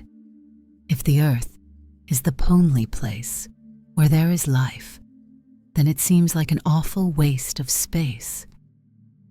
If life, in all its tenacity, its adaptability, and its inherent drive towards complexity, has arisen on a planet such as ours, a world with its specific chemical composition, its particular orbital distance from its star, its unique geological and atmospheric history, then why, by what cosmic decree, could it not have also appeared, through similar processes of cosmic chemistry and Darwinian evolution, on other worlds, perhaps on countless other worlds, scattered like seeds across the galactic winds, each one a potential cradle for life? Just a few short decades ago, when we looked up at the night sky, our perception was limited. We simply saw stars, beautiful, twinkling points of light, certainly, each a distant sun, but essentially just that, individual stars. But today, our understanding, our cosmic imagination, has been irrevocably, wonderfully altered. When we now look at those same stars, those familiar constellations, we can, with solid scientific justification, imagine not just solitary points of light, but thousands upon thousands of planets orbiting them. We can envision a rich, intricate tapestry of planetary systems woven throughout the fabric of our galaxy, a galaxy itself just one among billions.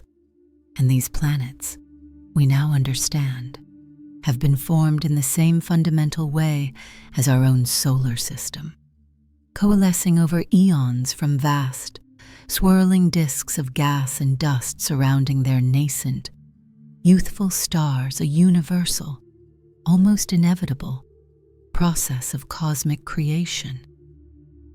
To truly begin to grasp the sheer potential for life elsewhere, one must first attempt to confront the staggering, mind-boggling scale of our universe.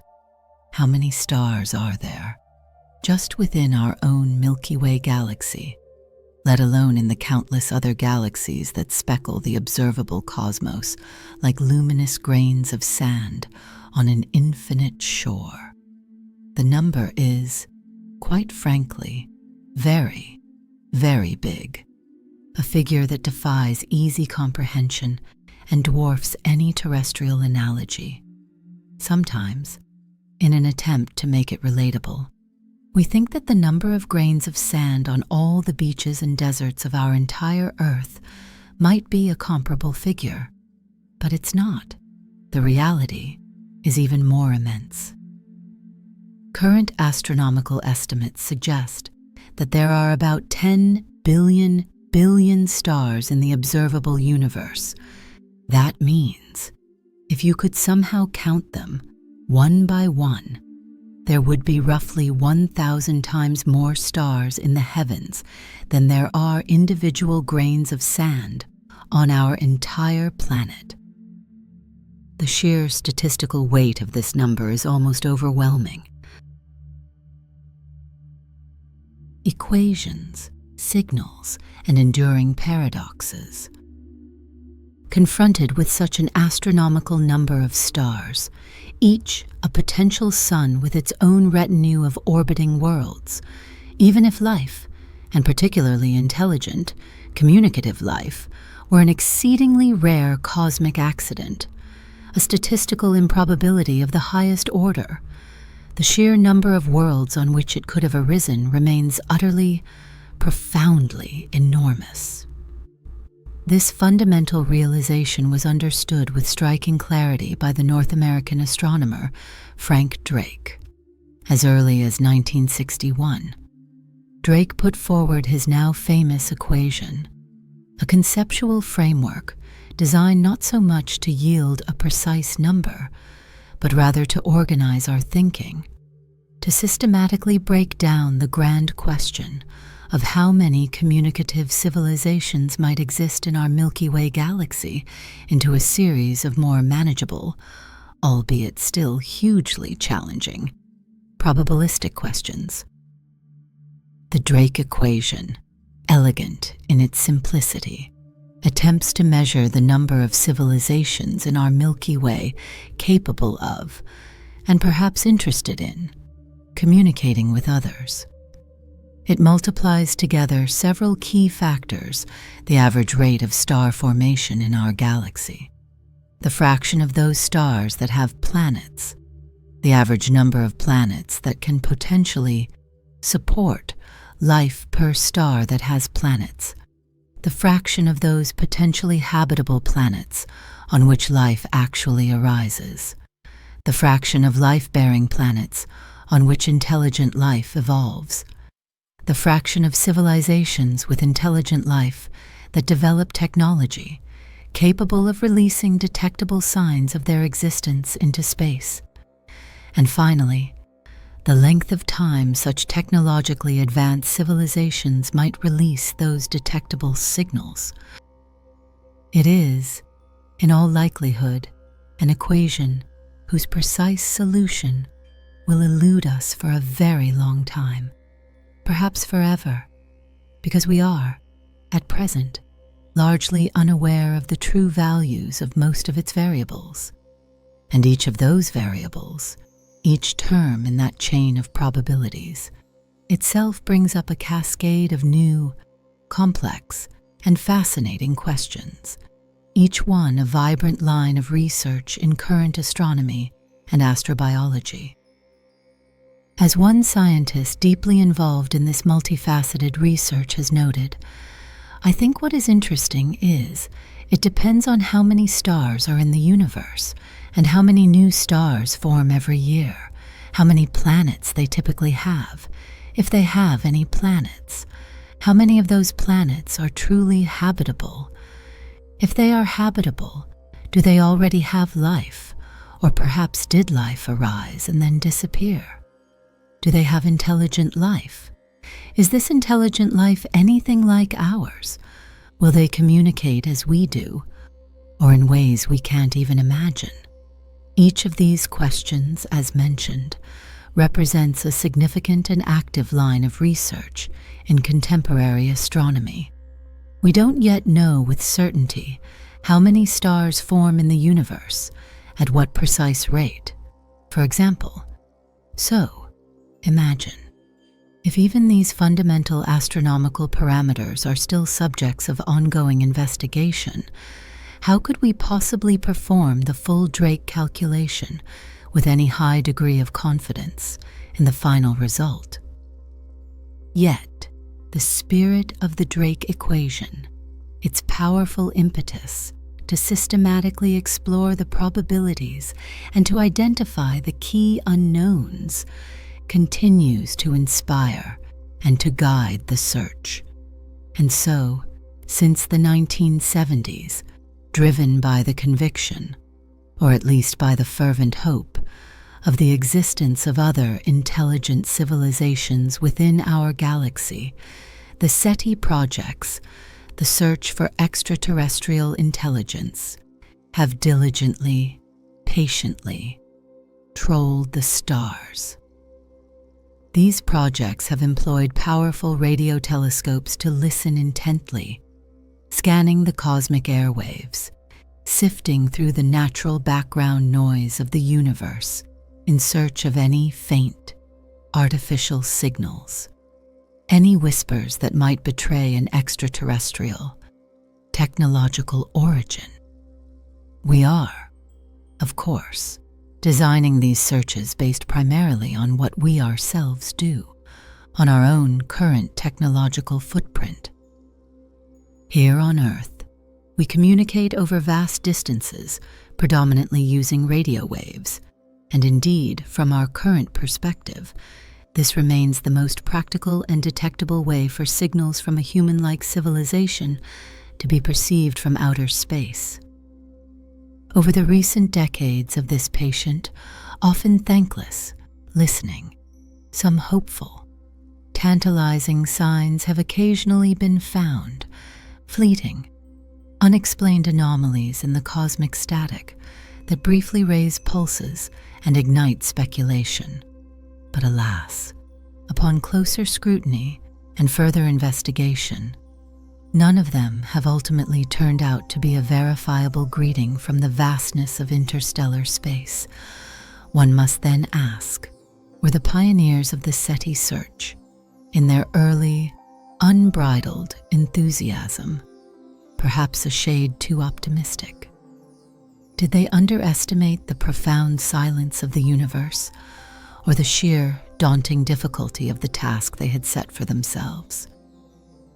Perhaps a profound shift in our very understanding of the universe's scale, a pivotal astronomical discovery that occurred decades before the first formal SETI projects even began, contributed both to the initial optimism and, subsequently, to a more sober, more measured realization of the immense challenge involved.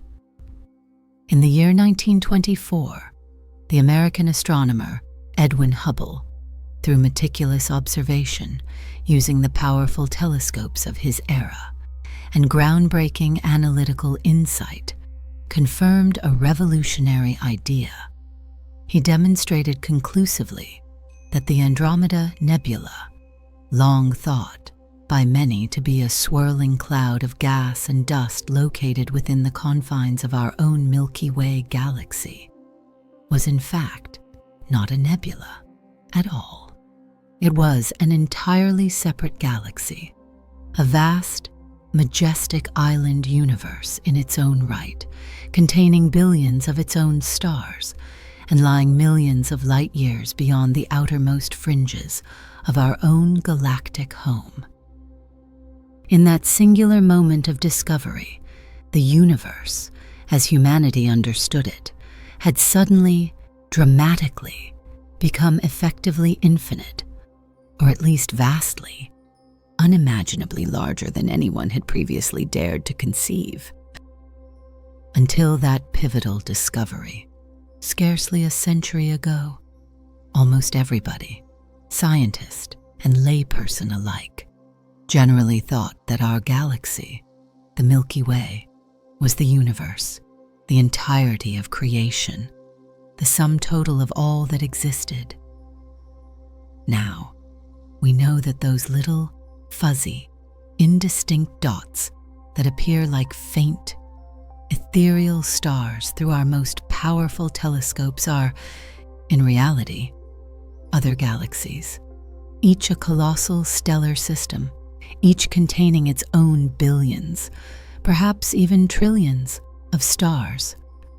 Our perspective has changed so profoundly, so rapidly, that our minds, our everyday intuitions, often struggle to truly comprehend the idea of such immensity, such near infinity. We can certainly manipulate the concept mathematically. We can write down the equations that describe it. But our brains, which evolved on the savannas of Africa to deal with more immediate, more terrestrial concerns like finding food and avoiding predators, did not evolve to intuitively understand this kind of mind-bending cosmic scale. Then, the universe is effectively infinite, or at least so unimaginably vast and sprawling, and is teeming with galaxies, each of which contains thousands of millions, or even billions of stars. It seems almost logical, almost inescapable, to think that other intelligent civilizations, perhaps many like our own, or perhaps wildly different, must surely exist out there somewhere.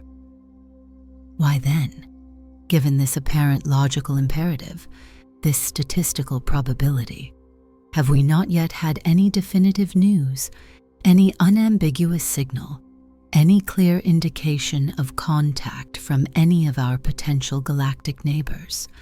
This is the very crux of the profound and unsettling question that the brilliant Italian-American physicist Enrico Fermi is said to have famously, almost casually, posed during a lunchtime conversation with colleagues at Los Alamos in 1950. A question now enshrined in the annals of scientific thought as the Fermi paradox, where are they? The implication of Fermi's simple yet profound question is clear and deeply challenging given the immense age and staggering size of the universe, and the presumed likelihood of life arising given enough suitable worlds and enough time. We should, by now, have seen or detected some incontrovertible evidence, some clear signals of an alien civilization. Yet, despite decades of looking and listening, we haven't. There are, of course, numerous possible, and often quite unsettling, reasons for this apparent great silence, one stark, and to some, chilling. Possibility is that there simply aren't any other civilizations in our galaxy capable of, or perhaps interested in, communicating. Perhaps we are truly, profoundly alone, at least in this particular cosmic neighborhood, at this particular moment in cosmic time. Another, perhaps more nuanced, possibility is that we are not in the same space and time frame.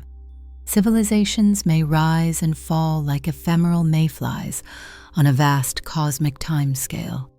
Their windows of technological capability and interstellar communication too brief, too fleeting, to overlap with our own relatively recent emergence as a signal-producing species. Life, as we understand its history on Earth, arose on our planet over 3,500 million years ago, a slow, painstaking, and often precarious evolutionary journey from simple microbes to the complex biosphere we see today. Yet, we, as a species capable of deliberately broadcasting our presence into the vastness of space through radio waves, have only been giving off potentially detectable signals for a mere 100 years or so, an infinitesimal blink of an eye in the grand sweep of cosmic time. What, then, are the realistic possibilities of our brief period of detectability coinciding with that of another civilization, somewhere else in our vast galaxy, especially when separated by immense gulfs of both space and time? And if we add to this temporal difficulty the almost incomprehensible distances that separate us from even the nearest other worlds that might harbor life, the challenges become even more profoundly complicated. As one astronomer involved in these contemplative calculations explained, if we have a civilization that is, say, 20,000 light years away, even if we were to detect their signal today, it would take a full 20,000 years for our reply, traveling at the speed of light to reach them. And then, if they were to answer back immediately, it would be another 20,000 years for their response to traverse the interstellar void and arrive back at Earth. So, that's a 40,000-year round trip for a single exchange of messages. This is not really a very productive or practical dialogue that we could realistically have. Our galaxy, the Milky Way, is roughly 100,000 light years in dimension, from one spiral arm to the far-flung other. That's a truly huge place, an almost unimaginably vast arena, and the fundamental speed limit of light, as dictated by Einstein's theories, imposes an absolute constraint on any attempt at interstellar conversation or rapid travel. The question, therefore, remains suspended in the cosmic ether, poignant, tantalizing, and profoundly unanswered. Do we really know, with any certainty, whether there's another civilization out there? Maybe there has been, long ago, their magnificent empires now crumbled to dust, their guiding lights now faded into the long night, their signals long since passed us by, unheard and unrecorded. Maybe there will be, far in the distant future, long after our own sun has exhausted its nuclear fires and our own civilization, perhaps, is no more. Or maybe, just maybe, there is intelligent life out there right now, coexisting with us in this vast galactic ecosystem, but they are too far away for their faint whispers to reach us, or perhaps too different in their nature or their technology for us to recognize their signals. Or maybe they are simply too quiet, content in their own cosmic solitude, for us to perceive their presence. For the time being, despite all our sophisticated searching and all our intricate theories, we just don't know. We do not know if we are alone or not. But even in this profound state of unknowing, even as we grapple with these immense cosmic uncertainties and the weight of these philosophical questions, we have, in the process of our search, discovered so many other amazing, breathtaking things about the universe itself, its intricate structure, its violent and beautiful history, the elegant physical laws that govern its operation, from the smallest subatomic particle to the grandest supercluster of galaxies. And it is this intrinsic journey of discovery, this relentless, curiosity-driven pursuit of knowledge, that continues to propel us forward as we delve ever deeper into the sophisticated methods and the landmark milestones that are, step by painstaking step, bringing us ever closer to a potential answer, an answer that could, in a single moment, change everything we thought we knew about ourselves and our place in the cosmos. The quest for understanding is, in itself, a profound testament to the very life we seek to find elsewhere, inquisitive, persistent, and forever reaching for the distant stars. The Astronomer's Toolkit, Deciphering Cosmic Light. Welcome back to our ongoing exploration of the universe and our search for companionship among the stars, in our profound quest to find life beyond the familiar confines of Earth, to seek an answer to that age-old, resonant question of whether we are solitary beings adrift in an immense cosmic ocean or part of a vast, interconnected web of existence. The very first, indispensable step is the discovery and characterization of other worlds. Before we can even begin to dream of detecting the subtle chemical signatures of life, or to contemplate the almost unimaginable implications of potential contact, we must first locate these distant celestial bodies, these exoplanets, faithfully orbiting stars far beyond our own familiar sun. But how, one might reasonably wonder, do astronomers manage to study these remote objects that are light years away, often utterly invisible to the unassisted human eye, and forever beyond our current physical reach? The field of astronomy, particularly when it ventures into the challenging realm of extrasolar planets, inherently involves a major, almost defining difficulty we cannot, as scientists in many other disciplines routinely might, bring our subject of study, a distant star, a swirling nebula, or an elusive exoplanet, into the controlled environment of the laboratory for meticulous, hands-on examination.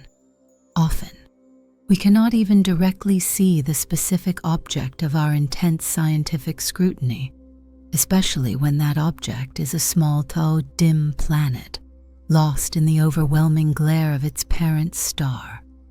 How then, given these profound and inherent limitations, has it been possible for humanity to accumulate such a vast, intricate, and ever-expanding body of knowledge about the cosmos and its myriad, diverse inhabitants? The key, the fundamental secret to unlocking the universe's deepest mysteries from such immense distances, lies in patient, meticulous, and often incredibly ingenious observation. It relies on making clever and insightful use of the opportunities that the universe itself, governed by its immutable and universally applicable physical laws, graciously, if sometimes cryptically, offers us. Every single object in the universe, from the smallest, almost infinitesimal dust grain drifting in the interstellar void, to the most massive, incandescent star blazing in the galactic core, from a still-forming, nascent planet coalescing in a protoplanetary disk to an entire, majestic galaxy containing billions of stars, emits energy, This energy, the universe's silent language, very often takes the form of electromagnetic radiation.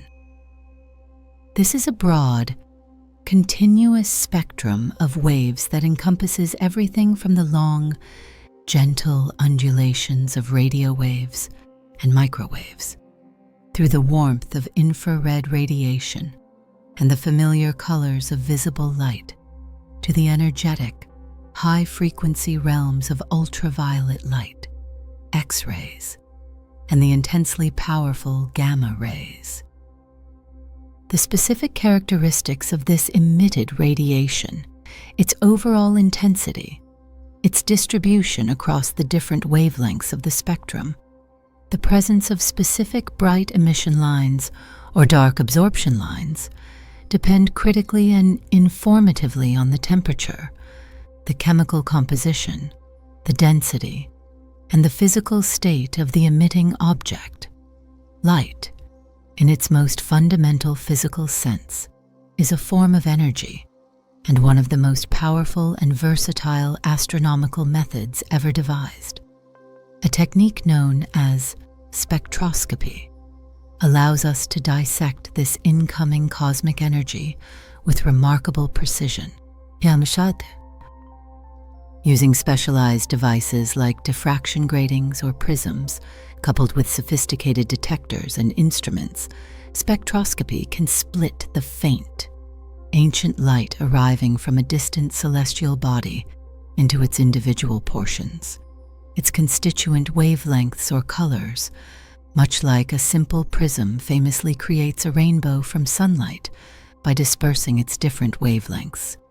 And this collection of dispersed light, this unique, characteristic fingerprint of brightness versus wavelength, we call a spectrum. We humans, with our biologically evolved eyes, can only perceive a very tiny, almost insignificant sliver of this vast electromagnetic spectrum, the narrow band of wavelengths we call visible light.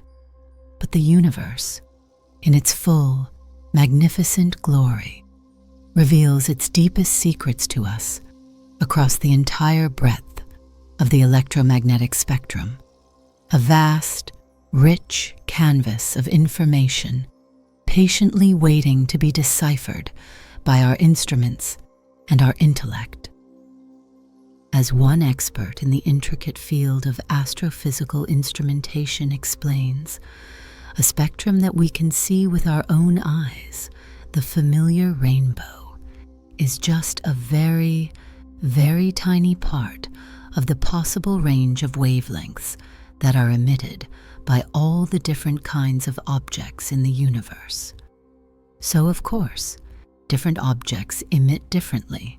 Some of them, like cool dust clouds or young planets, emit most of their radiation in the infrared part of the spectrum.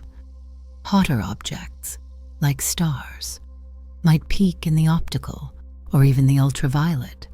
Extremely energetic phenomena, like accretion disks around black holes or supernova remnants, can blaze in X-rays or gamma rays. And analyzing these spectra, understanding these different emissions, tells us what are the inner makings of stars and planets, what is the detailed structure of galaxies, and indeed, what is the overall architecture and evolution of the universe on its largest scales. This remarkable ability to read the light, to decode its subtle messages imprinted by atoms and molecules light years away, is the absolute cornerstone of modern astrophysics. It allows us to determine the surface temperature of a distant star with surprising accuracy, to identify the specific chemical elements present in its atmosphere, to measure its precise speed towards or away from us using the Doppler effect, and even indirectly but powerfully, to infer the presence and properties of unseen companions, such as exoplanets, orbiting around it. But to capture this incredibly faint, unimaginably ancient light that has often traveled for thousands, millions, or even billions of years across the desolate vacuum of space to finally reach our telescopes. Astronomy not only requires these highly sophisticated instruments capable of looking further and with greater analytical power than the unaided naked eye, it also, critically and fundamentally, needs specific places on Earth that are blessed with exceptionally good, pristine conditions for astronomical observation. These are typically remote, often inhospitable, high-altitude locations, deliberately situated far from the pervasive glow of artificial light, pollution emanating from our cities and towns, places where the overlying atmosphere is as thin, as stable, and as transparent as possible. And, of course, it requires telescopes, great, modern temples of science, marvels of engineering, capable of gathering vast amounts of this precious cosmic light, collecting the individual photons that are the fundamental messengers from the distant universe. One of the most impressive and productive of these modern ground-based observatories is the Gran Telescopio Canarias, often referred to by its acronym GTC. This magnificent instrument is perched high atop an extinct volcano on the island of La Palma, one of Spain's Canary Islands, floating in the Atlantic Ocean off the coast of Africa. Romano Corradi, the director of the GTC, elaborates on the essential, almost non-negotiable, requirements for such a world-class astronomical facility. We astronomers, we absolutely need that there are no clouds, or as few as possible. And here on the mountains of La Palma, for about 75% of the time, there are no clouds. That's a very high fraction of usable nights. Also, there are two other very important things we have here. We have the benefit of the trade winds, which are very good because they create a very stable, laminar flow of air over the mountaintop, meaning the atmosphere is very clean and the turbulence is minimized. This allows us to take very sharp, clear images of the universe, and, crucially, we are on a relatively small island, which is protected by law against excessive light pollution, helping to keep our night skies dark. Here, amidst the stark, almost lunar beauty of the volcanic landscape, under some of the clearest and darkest night skies on the entire planet, astronomers engage in their nightly vigil, a patient and meticulous dance with the cosmos. Their primary task, as Director Corradi succinctly puts it, is to collect the light that comes from the stars and other celestial objects, and then to either get images of those objects or, more often, to analyze that light in detail using our various instruments. To achieve this, they employ a diverse and sophisticated array of scientific instruments, some of which are designed to see the kind of light that our human eyes can perceive, the optical spectrum, while other, equally important, instruments are able to detect light that our eyes are completely blind to, such as the longer wavelengths of infrared light.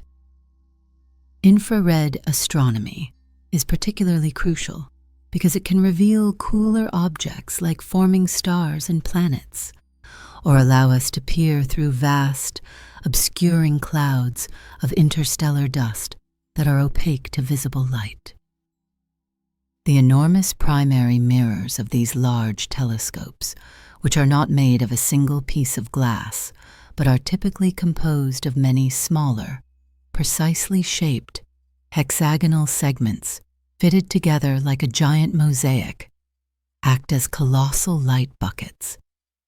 They allow astronomers to gather the incredibly dim, almost ghostly particles of light, the individual photons, that finally reach us after their unimaginably long journeys of thousands, millions, or even billions of years, carrying with them faint, ancient tales from distant stars, nebulae, and even more distant galaxies, relics from the universe's deep past.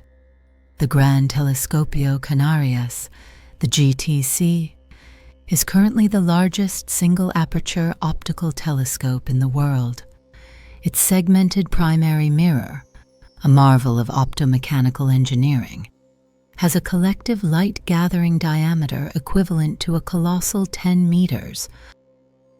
This immense light-gathering power, this ability to collect as many photons as possible, is absolutely crucial for many cutting-edge areas of modern astronomy.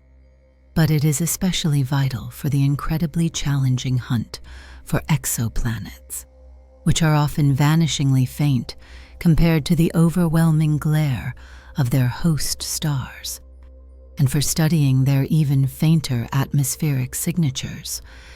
It's worth noting, as an interesting technical detail, that these giant modern telescopes don't use massive lenses, like smaller amateur telescopes or traditional spyglasses might. It's far easier, both mechanically and optically, to build, support, and maintain the precise shape of extremely large mirrors than it would be to create equally massive, perfectly formed, and optically flawless lenses. The profound idea that there might be other worlds beyond the familiar confines of our own solar system, planets orbiting other suns, is not, in itself, a particularly new or modern one. Down through the centuries, from antiquity through the Renaissance and beyond, great thinkers, insightful philosophers, and imaginative writers, figures such as Epicurus in ancient Greece, or the tragically fated Renaissance scholar Giordano Bruno, hazarded the well-reasoned opinion, based on philosophical analogy and a belief in the uniformity of nature, that there simply must be planets orbiting other stars. It was a beautiful, intellectually compelling, and deeply resonant idea, but for a very, very long time, it remained purely in the realm of abstract speculation, a fascinating concept far beyond the reach of any possible empirical verification or scientific proof. It was not, however, until the relatively recent past, specifically the 1990s, that the relentless, accelerating development of technology, particularly the advent of highly sensitive electronic light detectors like CCDs, the precision engineering of spectrographs, and the rapidly increasing power of computers for data analysis, finally allowed for the actual, unambiguous detection of these long-suspected extrasolar planets.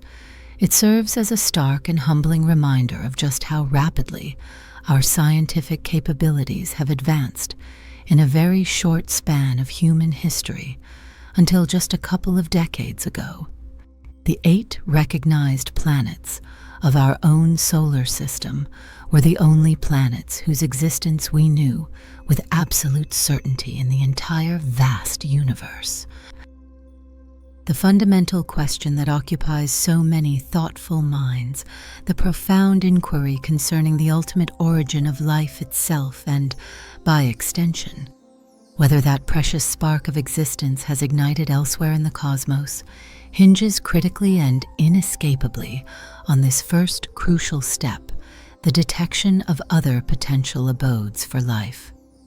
Before you can even begin to contemplate the possibility of extraterrestrial life, the very first thing you need to have, the foundational requirement, is a place where life can plausibly exist. We astronomers, or at least a significant number of us, had always suspected, based on our understanding of stellar and planetary formation theories, that there should be other planets out there.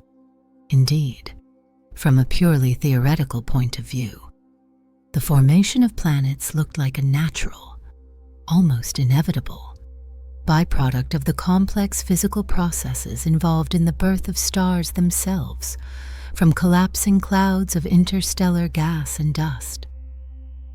The historic and picturesque city of Geneva, Switzerland, renowned globally for its long tradition of precision watchmaking and its prominent role in international diplomacy and finance, was, perhaps somewhat unexpectedly, to become the setting for this first successful, scientifically validated search for worlds beyond our solar system.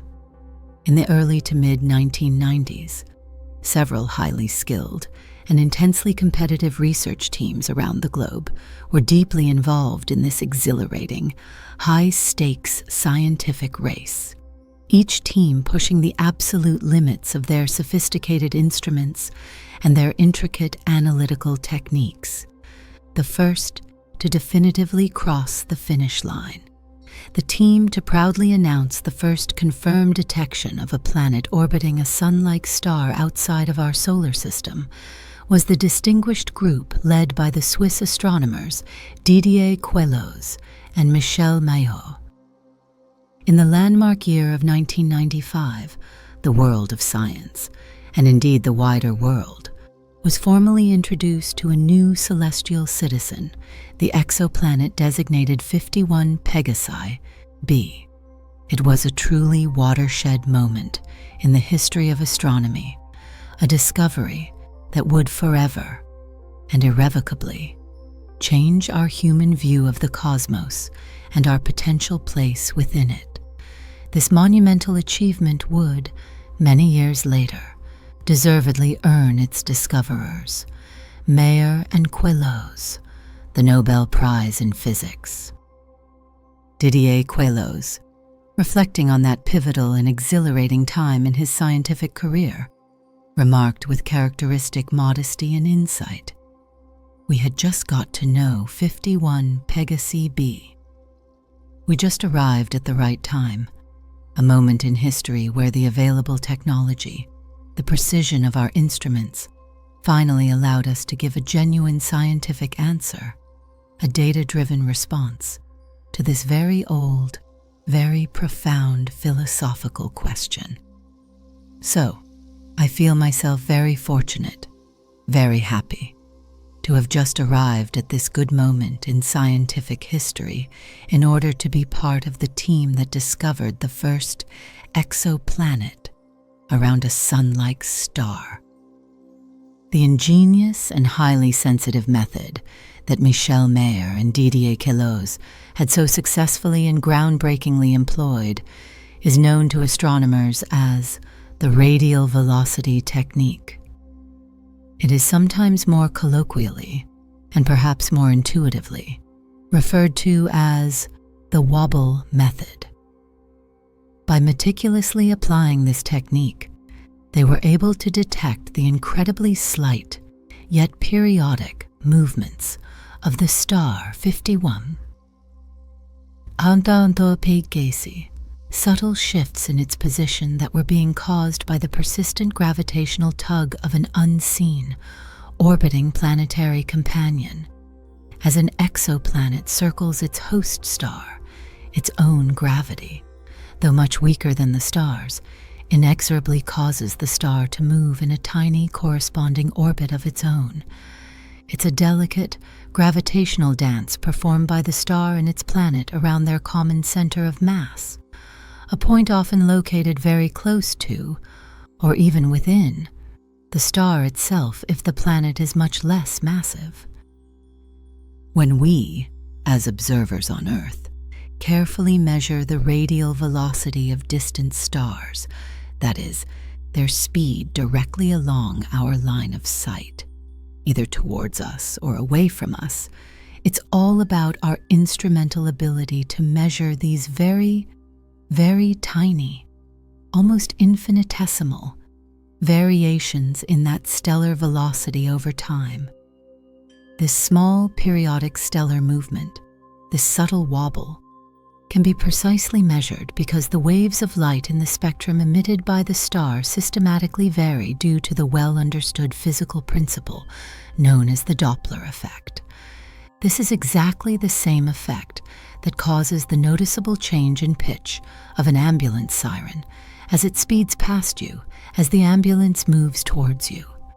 The sound waves it emits are compressed, leading to a shorter wavelength and thus a higher perceived pitch. Conversely, as it moves away from you, the sound waves are stretched out, resulting in a longer wavelength and a lower perceived pitch. Similarly, as a star, influenced by an orbiting planet, wobbles slightly towards us in its tiny orbit, the light waves it emits are minutely compressed, causing its entire spectrum to shift very slightly towards the blue end of the rainbow. And as it wobbles away from us, its light waves are correspondingly stretched, shifting its spectrum towards the red end. The star itself might be majestically careening through the vastness of the galaxy at truly enormous speeds, perhaps hundreds of thousands of kilometers per hour relative to our solar system. However, the incredibly subtle effect that astronomers are attempting to measure, the tiny periodic wobble induced by an orbiting planet, is often at the level of mere meters per second in velocity, or even less. To put this extraordinary challenge into a more familiar perspective, consider the gravitational pull of Jupiter, by far the largest and most massive planet in our own solar system. Jupiter's presence causes our Sun to wobble at a speed of approximately 12 meters per second, a speed roughly equivalent to a fast human sprint. The first generation of highly specialized astronomical instruments, such as the LOD spectrograph used by Mayer and Queloz at the Haute-Provence Observatory in France, were just sensitive enough, just precise enough, to reliably get to that level of detection capability. And so, it was entirely natural, and indeed expected, that the very first exoplanets they successfully detected using this pioneering technique were predominantly big, massive planets, gas giants comparable in size or mass to Jupiter, orbiting relatively close to their host stars, as these would produce the largest and most easily discernible stellar wobbles. New windows on worlds, transits, images, and the red frontier. Welcome back. The era of exoplanet discovery, ignited by the detection of 51 Pegasi b and its hot Jupiter brethren, was in full swing. The radial velocity method had proven its power, but the universe, it seemed, had an even greater diversity of worlds to reveal, and scientists were eager for new techniques to uncover them, especially those smaller, potentially rockier planets that might offer more clement conditions for life. While the teams perfecting the radial velocity technique continued their meticulous work, other astronomers were pursuing a different path, one that relied not on a star's wobble, but on its wink. This was the transit method, and Hans Dieg was among its early proponents, recalling his entry into this nascent field. In 1994, I was approached by a colleague, Lawrence Doyle, who proposed an experiment to search for exoplanets. So we started the first observational search for exoplanets with the method of transits. This elegant technique is based on the study of minuscule changes in a star's brightness. One doesn't observe the planet directly. Instead, the focus is on the star's light. If a planet's orbit happens to be aligned edge-on from our perspective on Earth, it will periodically pass in front of its star, an event astronomers call a transit. During these few hours, the planet will block a tiny fraction of the starlight, causing the star to appear slightly fainter. To confirm a planet, this dimming must be periodic, repeating reliably, and at least 3 such events are typically required to rule out other stellar phenomena. The primary limitation, however, is this precise geometric alignment. Only a small fraction of planetary systems will be oriented in just the right way for us to observe transits. Thus, the strategy has always been to observe many stars simultaneously, thousands, even hundreds of thousands, hoping that chance will align a few of them perfectly. While Deag's early efforts were pioneering, the transit method truly came into its own with the launch of NASA's Kepler Space Telescope in 2009. Kepler was a dedicated planet-hunting observatory, staring unblinkingly at a single patch of sky for years, monitoring the brightness of over 150,000 stars with unprecedented precision. Kepler revolutionized the search, confirming hundreds of new exoplanets and identifying thousands of candidates. It made planetary transits the most successful detection method to date, revealing the first systems with multiple planets transiting the same star and amplifying enormously the sheer variety of planetary systems known to exist. It found many unusual things, truly a true revolution in our understanding of extrasolar planets. A few years before Kepler's launch, in 2003, another significant advancement occurred with the installation of HARPS, the High Accuracy Radial Velocity Planet Searcher, an instrument of exceptional stability and precision, capable of detecting stellar movements as slight as 1 meter per second.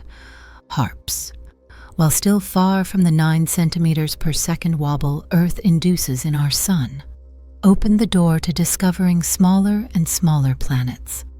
As astronomers using HARPS discovered, if you look in our solar system, there is nothing between planets like the Earth and planets like Uranus or Neptune. But in all or most of the other solar systems, there are what we call super-Earths or mini-Neptunes, meaning planets that are probably mainly rocky, but with masses between 2 and 10 times the mass of the Earth. These worlds, unknown in our solar system, appear to be ubiquitous in the universe. Then, in 2004, a new name appeared to mark a historic moment: 2M1207b, the first extrasolar planet to be directly imaged. Capturing a direct visual of an exoplanet is incredibly difficult. Planets are not very bright objects, and their host stars are overwhelmingly brilliant. The challenge is akin to trying to spot a tiny firefly perched on the bulb of a blindingly bright lighthouse from a distance of about 5,000 kilometers. To even attempt this, astronomers must develop specific techniques and instruments to remove or suppress the star's light, allowing the faint image of the planet to emerge. Furthermore, Earth's turbulent atmosphere distorts incoming starlight, blurring an already faint image. To overcome this, a complex technique known as adaptive optics is employed. This is a control system where sensors detect the optical distortions from the atmosphere as they occur, and this information is then fed back in real time to a deformable mirror, which adjusts its shape about 1,000 times a second to correct for these disturbances, producing a much sharper image. The advantage of a direct image is the wealth of information it can provide: the planet's size, the composition of its atmosphere, details of its orbit, and its temperature. The disadvantage is that, currently, we can only obtain direct images of young, still warm planets, or those which are a very long way from their star, where the contrast issue is less severe. For most exoplanets, we must continue to rely on indirect methods like radial velocity, which gives us the planet's minimum mass, or the transit method, from which we can ascertain its size.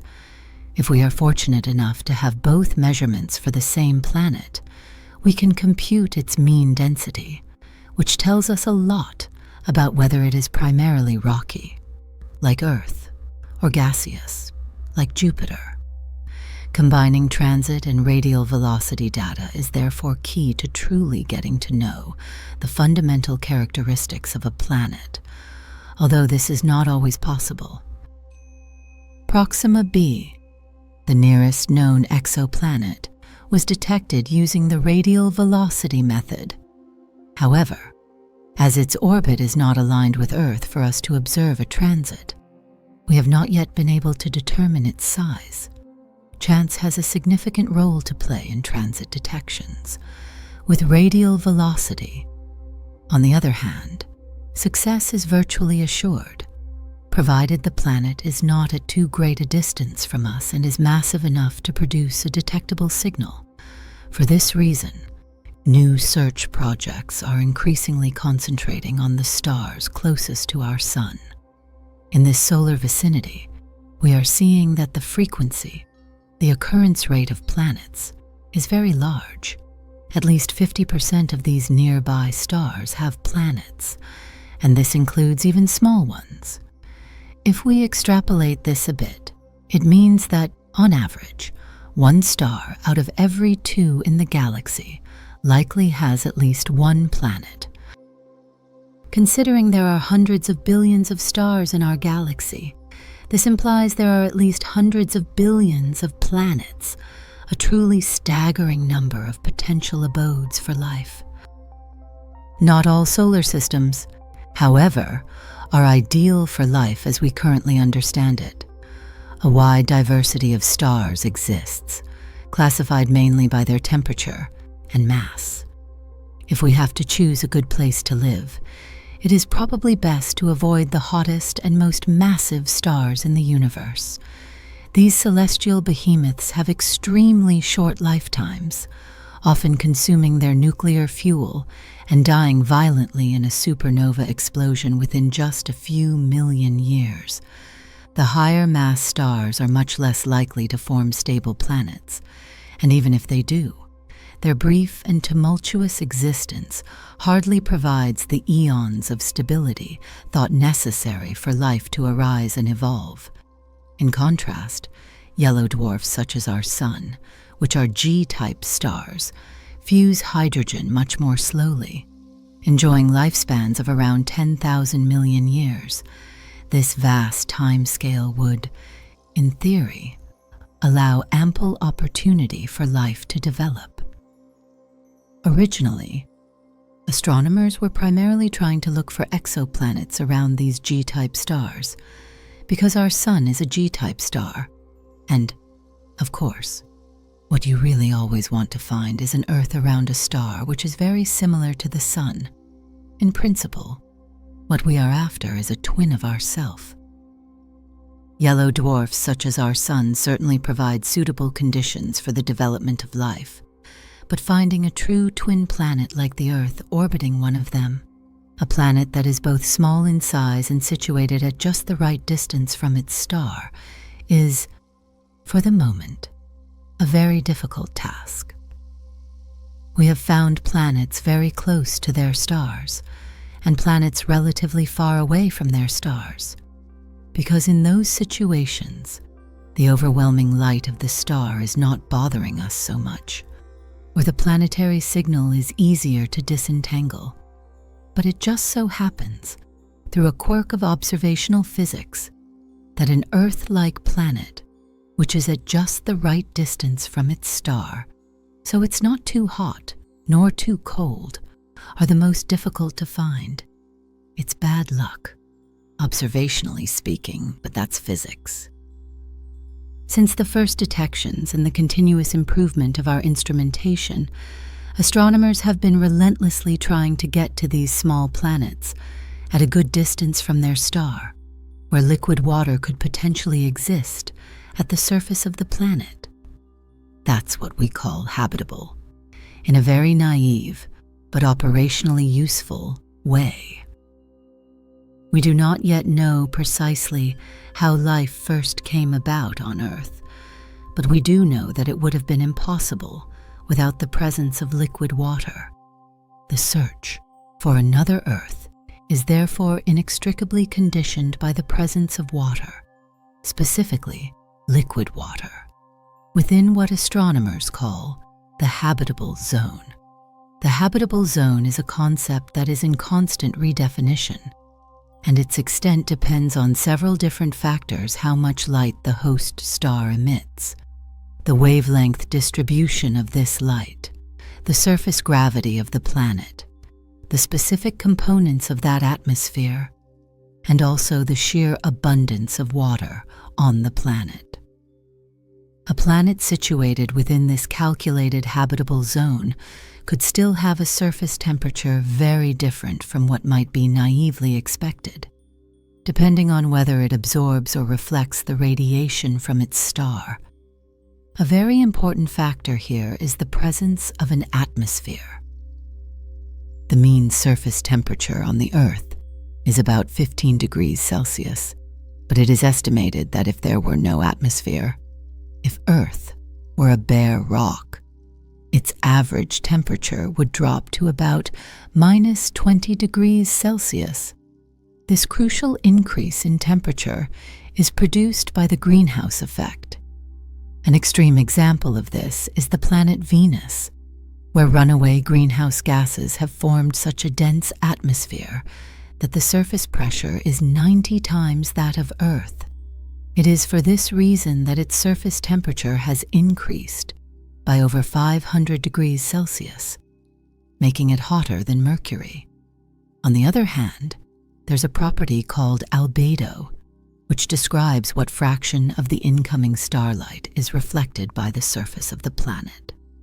This depends on the composition of the planet and also in which state these components are. This delicate equilibrium between the warming greenhouse effect and the cooling influence of albedo finally determines what the mean temperature of the surface is. Temperature, however, is not the only condition for a planet to have liquid water. The pressure on its surface must also be taken into account. Planets that are too large will probably have an important, massive atmosphere. And if the atmosphere is too massive, the pressure at the surface will not allow water to be liquid. Conversely, if the planet is too small, it might not be massive enough to retain its atmosphere, which could gradually evaporate into space. This is the case with Mars, which has a very light atmosphere. Although during the Martian day its temperature can be pleasant, around 20 degrees Celsius, the pressure is so light that if water existed on its surface, it would change directly from ice to vapor. So, we need to find planets that have a size approximately between that of Mars and 1.5 times that of the Earth. It is believed that in this mass range, planets have the best possibility of retaining liquid water at their surface. Thousands of millions of years ago, Mars was very similar to our planet. Perhaps it once held life, and below its surface, this life may still exist. Today, we know that some regions of the Earth that were once considered sterile actually contain extremophilic microorganisms capable of living under extreme conditions of temperature, pressure, or acidity. It seems that life is highly adaptable, very tenacious, and even in extreme sites, we find bits of it, a few species hanging on or well adapted to those environments. Are the limits to life much wider than we imagine? If this were the case, our possibilities of finding it would surely increase. 20 years ago, we didn't even know how to find one planet. Now we have found thousands. Now, we will be finding Earth-like planets as well, and then we can start looking to see if they are really habitable. and if there is life on them or not. Finding a small, rocky planet like the Earth is, as we've seen, easier if it's near its star. On the other hand, if we want to find life, it is essential for the planet to be in its habitable zone, to ensure that these two requirements, detectability and potential habitability, are met. Astronomers must increasingly search for a type of star that is smaller and colder than our Sun, the red dwarfs. Anytime you go outside on starry nights and look at the sky, none of the stars that you are seeing with your naked eye is a red dwarf. They are so faint that none of them can be seen without a telescope, and still, they outnumber the stars that you are seeing. Red dwarfs are the most abundant stars in our galaxy. A remarkable 70% of all stars in our galaxy are red dwarfs. And they are very interesting because, with our current techniques and instrumentation, we can learn more things about their planets. And we have a realistic hope of not only detecting the planet, but also looking at what the atmosphere of those planets are made of. They are considered the most suitable candidates to be explored for the presence of life. Red dwarfs also have another crucial advantage: their incredible longevity. Red dwarfs burn their nuclear fuels very, very slowly. So when they sit on the main sequence, which is where stars steadily burn hydrogen in their cores, red dwarfs can be there for the whole of the age of the universe, and much longer. Life, if it arises, has literally all the time in the world to develop. In recent years, planets similar in size to the Earth have indeed been found orbiting within the habitable zones of red dwarf stars. Could any of them provide conditions genuinely suitable for life? This kind of planet is easier to detect, and today we have several candidate planets in the habitable zones of these stars. But we have to keep in mind that these planets, to be warm enough, are so close to their small star that maybe this is not really the better condition for life development. Red dwarfs are much more active than our Sun and could potentially finish off the atmosphere of a nearby planet in a few million years with powerful flares, without giving life time to develop. Moreover, as they are so close to each other, the gravity of the star often captures the rotation of the planet, so that the latter always shows the same face to the star, tidal locking. This causes huge differences in temperature between the hemisphere that receives light and the one in perpetual shade.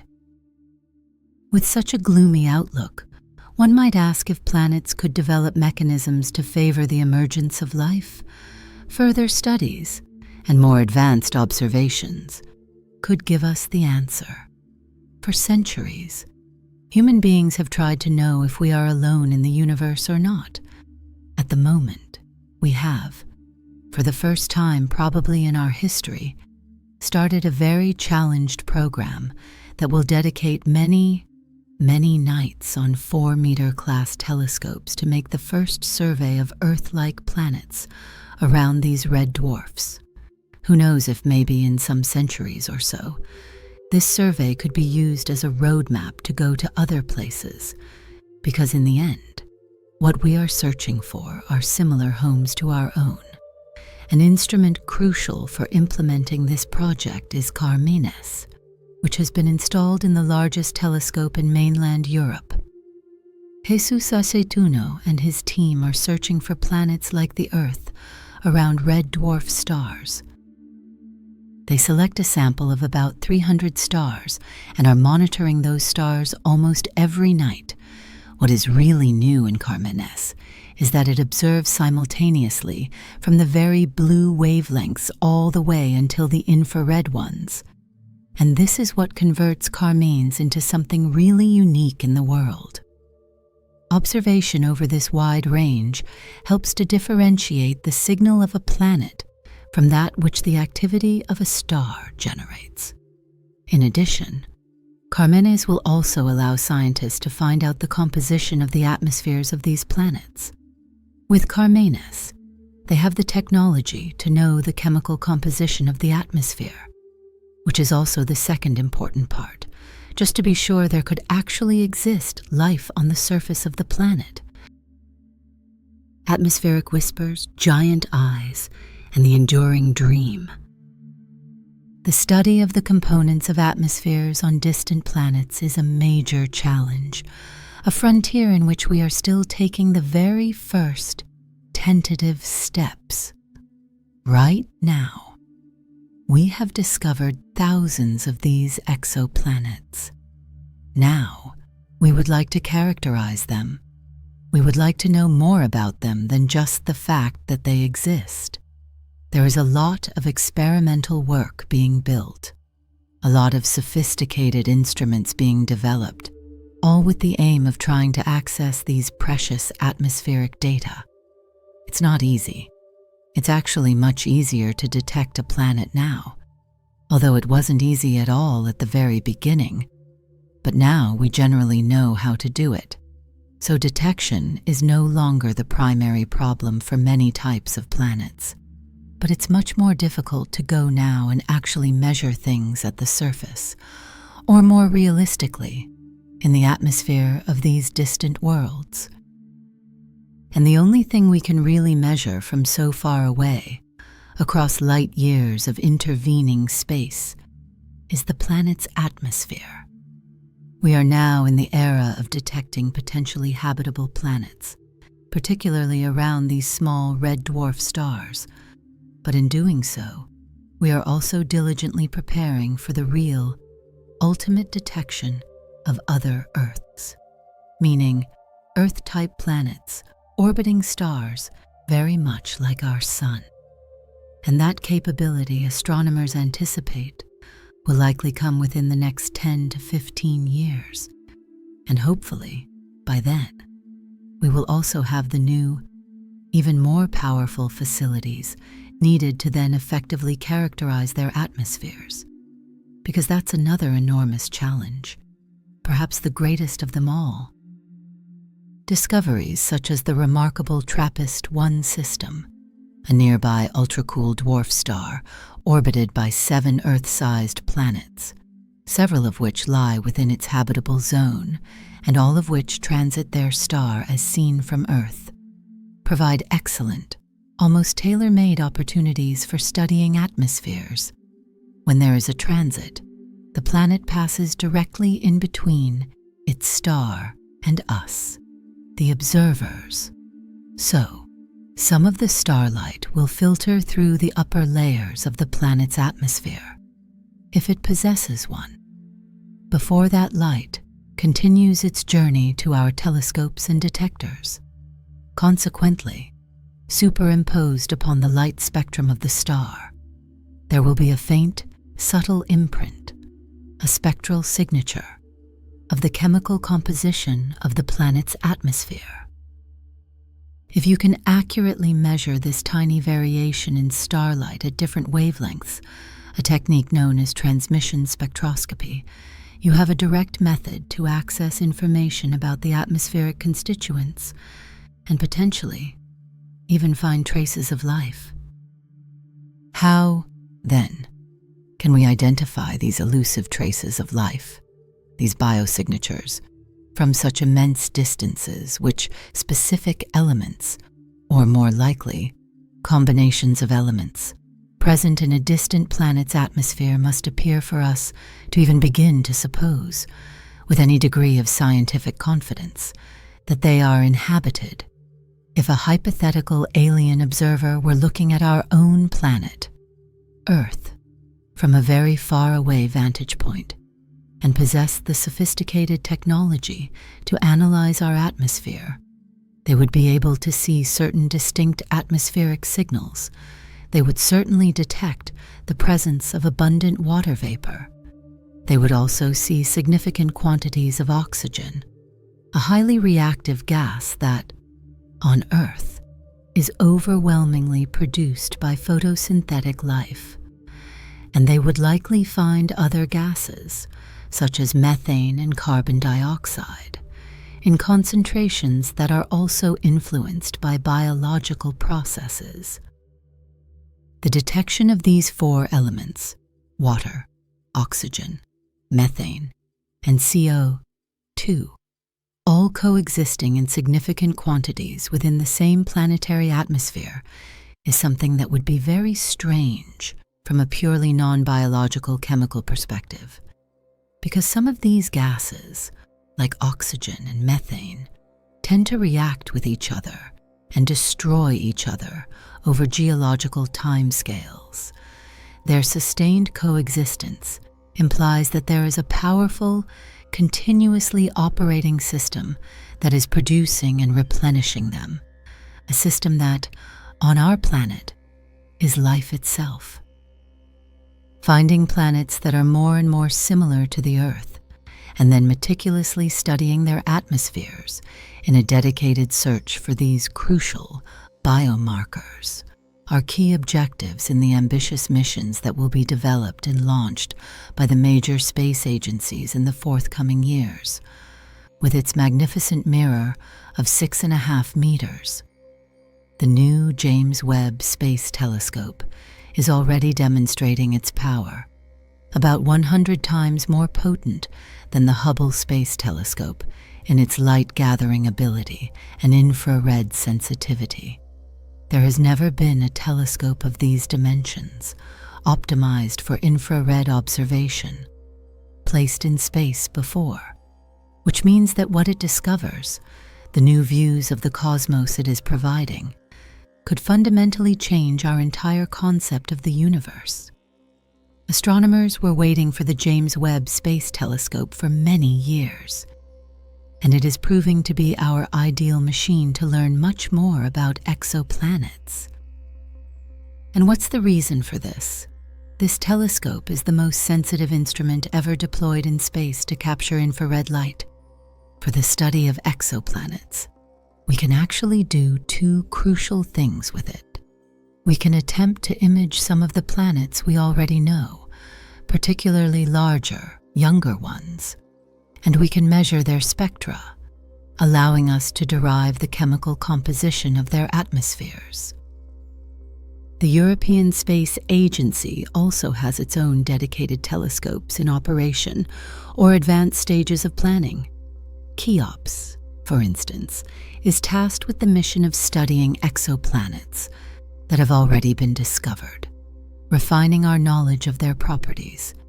As Willie Benz, the principal investigator of the Cheops telescope, aptly stated, "If you look for life, if you look for something, the first thing you need to know is where to look. Right. You need to know where to look, and therefore you want to have a list of objects which optimize your chances. So as you think to find what you're looking for, looking ahead, 2026 is a key date. In that year, the European Space Agency plans to launch the Plato mission. Michel Mayor and Stefan Udry, pioneers in the search for exoplanets, believe that Plato will be essential if we are to find a true twin planet for the Earth. Plato will have 24 cameras, which will analyze the light curves of over 200,000 stars in search of planetary transits.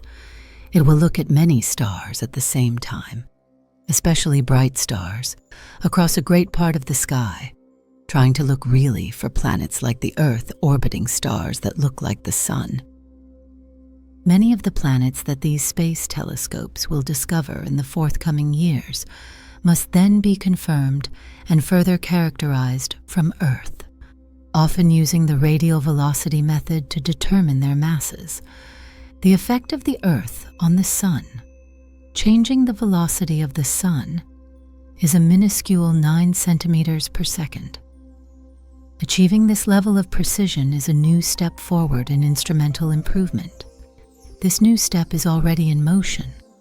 At the Geneva Observatory, a spectrograph 10 times more powerful than previous ones, named Espresso, has been built and installed on the Very Large Telescope in Chile. The goal of this new project is to achieve a precision of 0.1 meters per second, or 10 centimeters per second. And this just opens the possibility to detect these kinds of planets, like the Earth, orbiting a star like the Sun. This effect is so small when it's due to small planets that astronomers have to build incredibly dedicated instruments, often putting them in a vacuum to eliminate changes of temperature or pressure, because a change of 1/100th of a degree or 1/100th of a millibar in pressure will already induce an effect that is 10 times bigger than the effect of the Earth on the Sun. So, scientists really have to push to the absolute limit the technology of these spectrographs. However, the greatest technological challenge that scientists are currently facing in ground-based astronomy is taking shape in the high desert of Chile.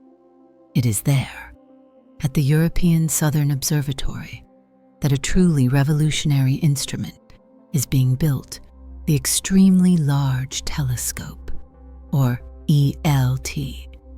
In a few words, the ELT is going to be the biggest highway towards a new understanding of our universe. It will give us the opportunity to discover things that today we cannot even imagine. When its construction is completed, anticipated around 2024 or 2025, it will be the largest telescope in the world, with a primary mirror an astounding 39 meters in diameter. The ELT will gather up to 15 times more light than current large telescopes and will be able to distinguish objects with a resolution never previously achieved. Think about a big spotlight beam in a soccer field and put just 10 centimeters away from it a little LED light. The ELT aims to distinguish, to resolve, the light of this tiny LED from the glare of the big spotlight, but from a distance of 200 kilometers away. The true potential of the ELT will be its capacity for capturing images of exoplanets orbiting nearby stars. Now, it won't be an image in the sense that you will see continents and water and clouds. What we'll see is a point source of light. But by looking and actually seeing that point source directly, it gives us the possibility to take the light from that point source and split it up into its component rainbow colors.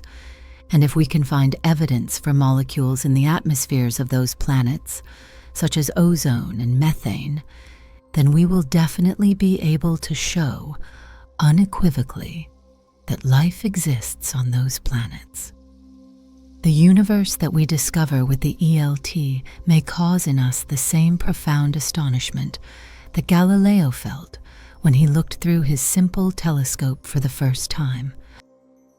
If you look back at how our understanding of the universe has changed in just the last 30 years, it's hard to imagine how much more of an understanding we'll have in another 30 years.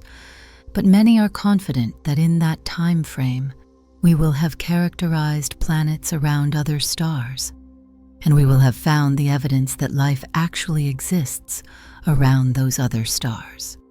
What we are learning in science, historically, is that when you discover something, it's often opening more questions, and we are facing more surprises than anticipated.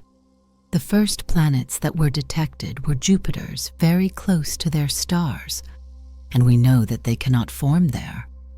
Super-Earths don't exist in our solar system, so we had no idea that they could be so numerous. There is a huge diversity. So, that's for the habitat for the development of life. Among all this diversity and abundance of planets, shall we find another place like Earth where life has been able to arise? Personally, many scientists are very favorable to the idea that life, at least in microorganism form, exists on other planets with convenient conditions. But this is not science. The only way is to do measurements and to detect this kind of form of life. It will not be so easy to prove 100% sure that a planet has life on it. It will be kind of hard because you want traces that are only due to life and not due to natural phenomena. And this is hard. There are a lot of things we can imagine that are also produced by natural phenomena, and we will have to be sure to disentangle these. The feeling is that we will have to have several lines of evidence, not just one, because it is a big claim to make. On our planet, chemistry evolved for thousands of millions of years to form intelligent life, beings aware of themselves who consider their place in the universe and look for answers. If life is very common, then we will find it very soon because it's everywhere. If life is rare in the universe, then it will take a long time to find, because we will need to find the right planet to look at. And if life doesn't exist anywhere else in the universe, then we'll never really know, because not finding it will not be proof that it doesn't exist. Whether we are successful or not, the search for another Genesis, for another instance of life beyond the limits of our solar system, will have been worthwhile. If we do believe that there is a kind of a mandatory evolution towards the development of life, then it should be everywhere. But of course, there's a competition between what we call convergence, the idea that because the laws of chemistry and physics are the same everywhere, the same evolution should take place. But there are also the contingencies, the random events that will help or destroy life from place to place. So it's a statistical, kind of big, chaotic process. And the outcome will be 0 or 1. Either it's very, very hard to have life, or it's everywhere. And many choose to believe in the everywhere. The search continues, a testament to the enduring human spirit that reaches for the stars, that yearns to understand its place in the vast, silent cosmos. Whether we find echoes of our own existence or confront an even more profound solitude, the journey itself transforms us, deepens our appreciation for the precious, fragile gift of life on this small blue world, and reminds us that in the grand cosmic play, the pursuit of knowledge, the dream of connection, is perhaps what makes us truly alive. The universe waits, patient and profound, and we, its curious children, continue to listen for its secrets, for the whispers of other worlds, for a reply to our oldest question: